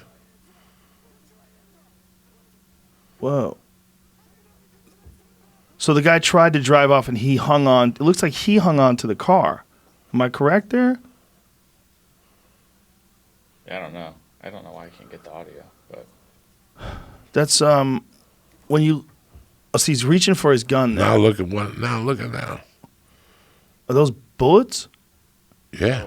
I mean, wow, he's driving off with him in the car. Look at him. He just dumps him there, Joe Rogan. oh shit! 40 yards. He just dumps him there. And that guy fell over on the dirt. He probably fucked himself Yeah, up. he there. fucked himself up, that poor guy. So was he holding on? So It's like when the car takes off. Like, what is he doing? It looks like he's holding on. Is that an right? Escalade, Joe Rogan? I can't tell. So it usually Like, it has looks like that. it. Yeah, yes. yeah, Escalade. So they usually have that panel along the side where you put your leg up. If Oh, you so see, he's standing on it? that's what I think is going on. But he's holding on to the window too.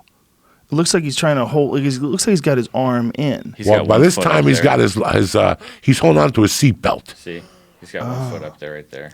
He's holding on to his seatbelt. You think? Yeah, no, it is. Look at him. Look Yeah. at his seatbelt. Oh, that is what he has in Yeah, his right hand. here. Oh, that is what he has. Take Oh it in yeah, my that's hand. it. That's what he has. So he's holding the seatbelt. Man, he's got his fucking gun out, and he shoots the guy. Not yet. They're When he talking. goes to grab for his gun, is that when he shoots him? Because the dude does look like he, at one point in time, Man, leave me the fuck alone. look at his grill. I'm just trying to smoke my motherfucking blunt. in What is peace. going on with his teeth? Is that like some kind of iced out grill? I don't know. Now that's when he So starts that's- boom, he shoots him. Wow. But at least he shot him in the leg and not in the Right. head. No, right. But the whole thing seems rather crazy. He's hanging on with just a gun. Body dash cam shows Florida man driving, of course it's from Florida, driving off with a deputy, dragging from his car after a traffic stop. The man is now facing an attempted murder charge. But, okay, was he dragging the car or was the guy hanging on? Like, was the guy hanging on while he's trying to drive off? Was that the same? I guess, yeah, but I mean, I don't know if the 'Cause the cop's dude- telling you to stop, you can't go. So like, he can't Right. just drive away. You can't just drive and away. Be okay with that. And once the car starts moving and he's hanging on to the door, you are dragging him. yeah, So he's hanging on to the seatbelt and they're dragging him. What's the matter? He got 100 know. fucking stitches. Whether he fucking, you know what I'm saying? The guy's walking around with a bandage thread. The dude who got pulled over, though, he's hilarious. Play that again. His reaction, he just keeps puffing on the blunt. oh, Come I on, skipped man. a minute of it too. I yeah. smell. That's what. If Put that you- back up. Look at he him. goes, I smell marijuana. Man, what are you talking about? What? Look at him. He's hilarious. He's right out of a movie. Like, his So teeth Joe are Rogan- so sparkly. Does he have a grill on? Can you tell? It looks like he's got some kind of iced out grill. Am I imagining that? Again, I know what you're saying. Tell Joe Rogan what his name is. Rocco Ragucci. He's got a wild name too. that is hilarious. The whole thing is so funny. I hope the cop's okay. Rocky Money.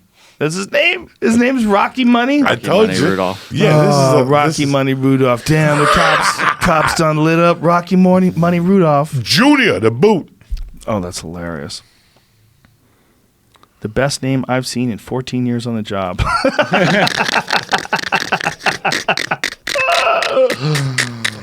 Yeah, that's about as good as a name ever gets. Rocky Money Rudolph. That poor cop went to work yesterday with a positive attitude, and he gets fucking dragged. They say he's smoking a black and mild, and the cop's like, I smell weed. And he's like, I don't have weed. I don't have marijuana. So was it just a cigar? That's what he says. He says it's just a black and mild. There's a very distinct smell between a black and mild and marijuana. Marijuana. So, Well, Yeah. maybe if you're some goofy cop yeah, who maybe you doesn't don't know. fucking know, but I think it's marijuana. Pull him over. What do you think it smells? What does a black and mild smell like? Is that what it's called? Black and mild? What does it smell like? strong. I don't compare to some. I Tobacco-y? don't know, but yeah, it's a very it's a distinct smell. You can tell it between any cigar and a black and mild. You can pick it out. See, anywhere. but I don't know that. What if I had become a cop and I smelled that? Would I have to know what a black and mild smells like? He might have thought it it was doesn't drugs. smell like weed. What does it smell like? Thick cigarettes, tobacco-y smoke. Yeah, it doesn't smell anything like weed. You know what smells great? Pipes. like a nice. It's closer to that kind of pipey smell, yeah. Isn't it interesting that like the smell of tobacco from cigarettes is kind of gross? Smell from a cigar, not that bad. Smell from a pipe, a lot of people like that smell. Like a lot of people like kids like the smell of pipes. It smells like some tobacco burning in a pipe actually smells good. Weird. I like the smell of weed. Fuck all Me that shit. too. That pipe with nutmeg in it. Yeah. Those older guys used to. Smoke it's nutmeg? not around Yeah. that much. I don't know if it was nutmeg. Nutmeg's a real But what I'm saying is psychoactive that drug. when I was younger, when I was in my teens, it felt like people were smoking more pipes. At all the schools, there was a teacher in my grammar school who smoked a pipe. I still remember a teacher from my high school vividly smoking a pipe. I haven't seen anybody smoking a pipe in Steven 5 Crowder gave me one. It's right here. I smoked it when he was on the show. Yeah, but he gave it to you for reefer? Or No. what- He brought tobacco and everything. How I was tried it? It's not bad. It's kind of a pain in the ass. You got to keep it lit. You know, it's not something that just stays lit like a joint. You know, you got to kind of keep. What did it make you feel like? It's like tobacco. You know, it gives you that little high. It's a nice little buzz. Like cigars, I think are the best version of that because the cigar stays lit. And you're getting it from the leaf too, like because like your tobacco, your saliva rather is breaking down the tobacco. Obviously, I'm not a scientist, but your saliva is doing something to the tobacco of the leaf, and it look at these little kids smoking cigarettes. He's got a pipe. This little kid's got a pipe. Is that a pipe? Yeah, I was just looking for kids. Is the one on the left have a cigarette? Yeah, he's got a cigarette. Yeah.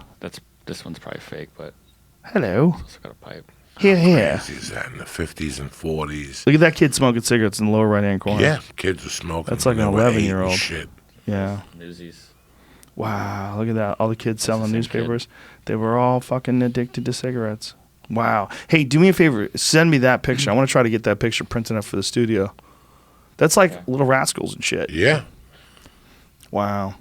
Yeah, save that picture. There's a better version. There was See a if we kid- can buy a copy of that. There was a kid in my neighbor growing up in North Bergen. His name was Olson. There was family Olson. There would be like 10 of them. Like Jimmy Olsen? Yeah, they lived next to a body shop. By 13, he had already been smoking like fucking 8 years. And I swear to God, he had cavities.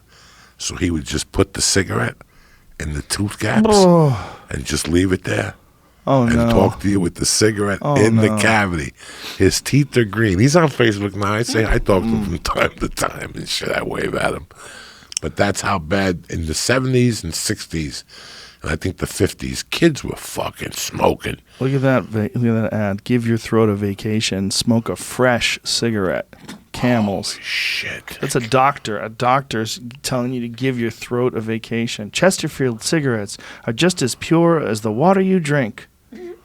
Wow. People were evil back then. They just lied. No, look at that one. More doctors smoke Camels, what did it say, than any other cigarette. Look at them. Well, of course, I smoke Camels. I like to relax as much as anyone. Your T-zone will tell you T for taste, T for throat. How T's. fucking crazy You're is going to that? rot out from the inside. How old were you the first time you smoked a cigarette?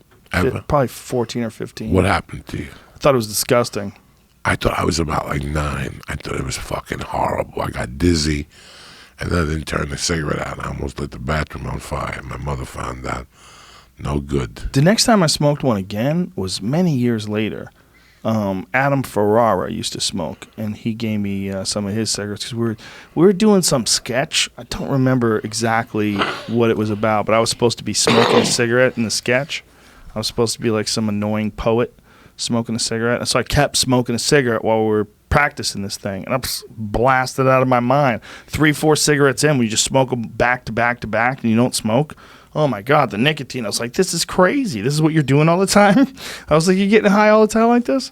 A fact. Science advances new data that may completely change your idea of cigarettes. The experiences of Camel smokers confirmed. Camels can literally relieve fatigue and irritability. And that does it naturally, too, it says. It's all And good. it does it naturally. Yeah, man. People just got sick. So crazy. Millions and millions of people got sick from smoking. Just taking in a big drag of chemicals mixed with tobacco. They probably didn't mix the chemicals with them back then. Back then, it was probably just actual tobacco. All of these ads are really good. Smoke after you strenuous exercise. Smoke after strenuous exercise. That's hilarious. Asthmatic cigarettes. Imagine you got asthma. Someone gives you a pack of Cools. Here, this will help you.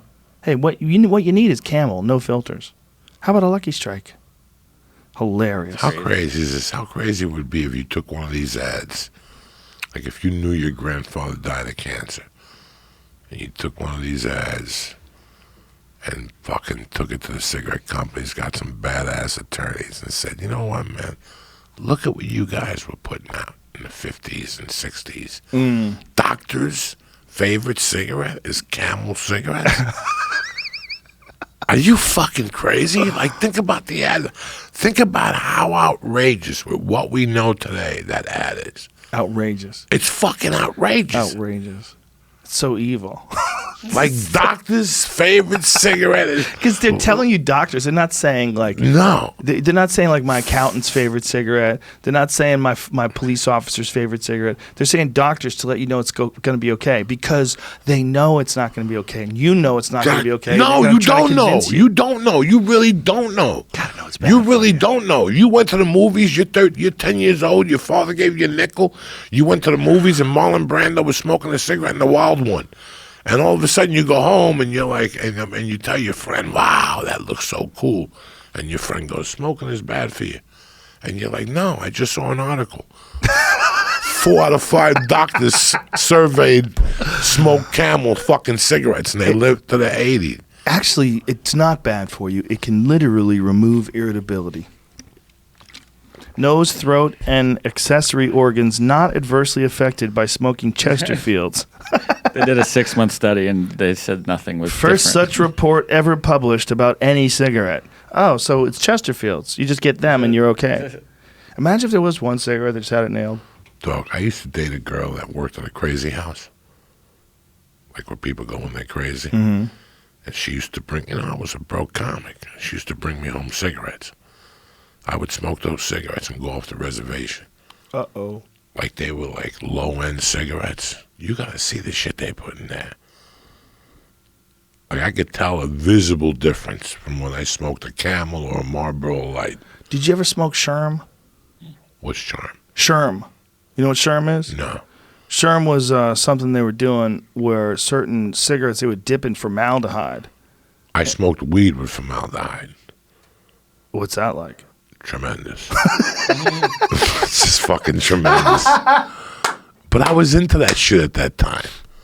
That Sherm supposedly turns people into a zombie. You take a joint, you dip half of it in formaldehyde or coat it. My friend would coat it, let it dry, let it get hard. So crazy. And you'd smoke that shit, and it'd be 10 hours.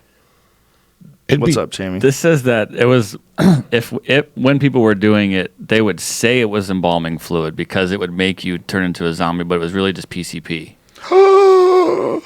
Really? They would call it embalming fluid. That's what the Urban Dictionary and some things that I'm looking up now calling what it actually was. But did you look up Sherm? Yeah. That's what. And that's what it says. So it's a hoax. I don't know that it's a. I'm sure some idiots probably did find some formaldehyde or embalming fluid and dip it in, but well, after all the bad press that PCP got, I could imagine that people would eventually be like, all right, listen, we got to stop smoking PCP. So they had to sneak it in things.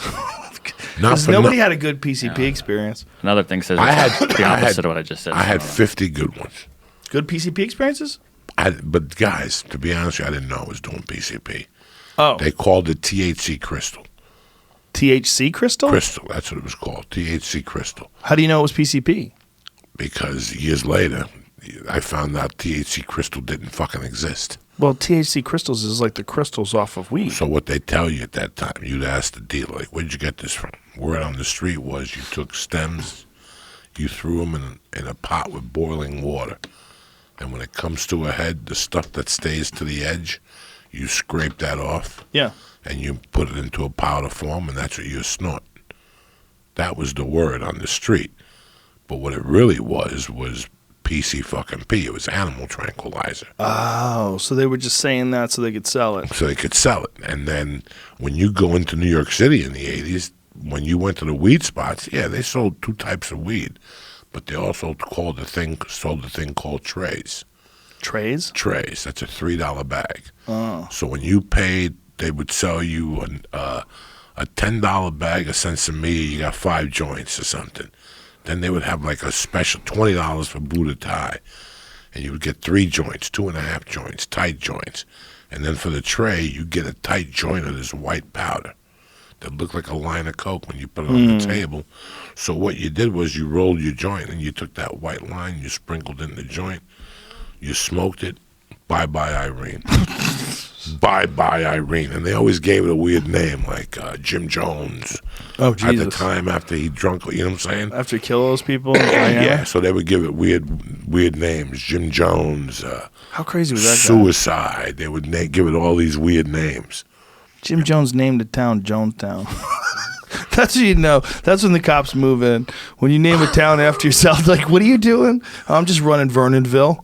And not just the town, but in Guyana. Yeah. And made people sell everything and move. That's just a horrific fucking... You know who's been to Guyana a bunch of times?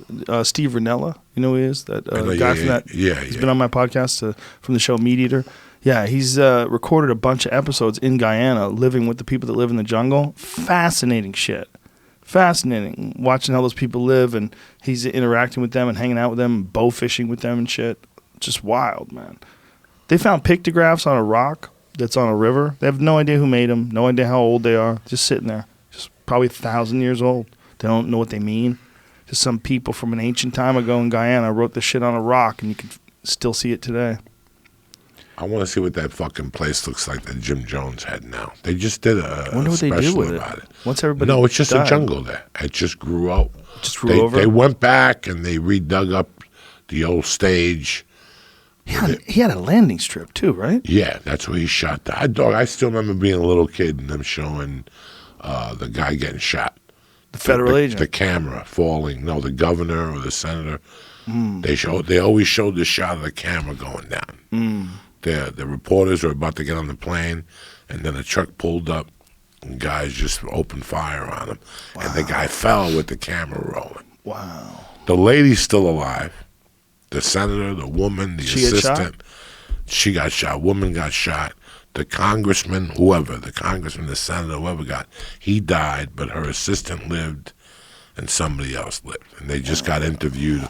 It was either the anniversary or some shit. I hate all that shit. I can't see the people he took down there.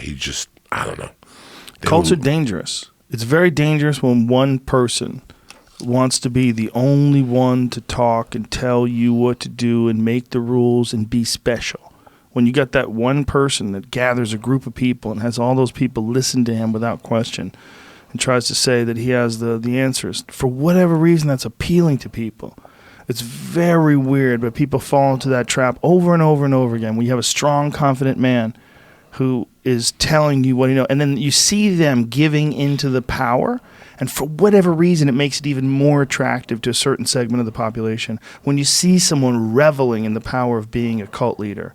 Like, I guarantee you, when that guy in Waco, what the fuck was his name? Koresh. David Koresh. I guarantee you, when he was on the news and talking about how they'll never give up, I get girls were probably beating down his door trying to get in that cult. The crazier and the nuttier and the more apocalyptic your message, the more people that want to join. It's weird, and they just don't have the ability to discern. Oh, this is not a good idea. This guy really doesn't have his head on straight. This guy might be fucking completely crazy. And they've always realized those things are fuck fest anyway. Always. 9 out of 10, that guy's slinging dick. He's got Koresh 13, did that? 20, yeah, Koresh. Koresh banged everybody's wife. Yeah, he had kids. And Yep. I had a friend who grew up in a cult, and the stories were fucking horrific. I know the friend. Yeah, I know what you're talking about. Yeah, horrific. You know, so you look at this shit, and you're like, I don't. Fucking dangerous. Anytime someone is running any kind of thing where they got to separate you from everybody else, come to us. We're going to get you away from all those people. It never goes well. It fucking never goes well. It never goes well. They want control. They want control and control of you, and the best way to do that is get you away from all these other pesky people with all their questions. They don't know. But we know. We know what's really going on. We know what this is really all about. Next thing you know, you're in a cult. How many cults are going on right now that we don't know about? Is there like a gang of them that are just like bubbling under the surface? There was that one they found out about last year, right? That was The in sex New one. York. Nexum? Yeah, New York. Nexum? Yeah, something like that. That's the real. They're throwing motherfuckers in jail over that one. Yeah, that Nexum one is a weird one, right? Because Yeah, it was they're like throwing legit motthfuckers- actors in it. Actors and actresses. Which That was a sex cult, right? They're all sex cults. They should stop saying sex cults, right?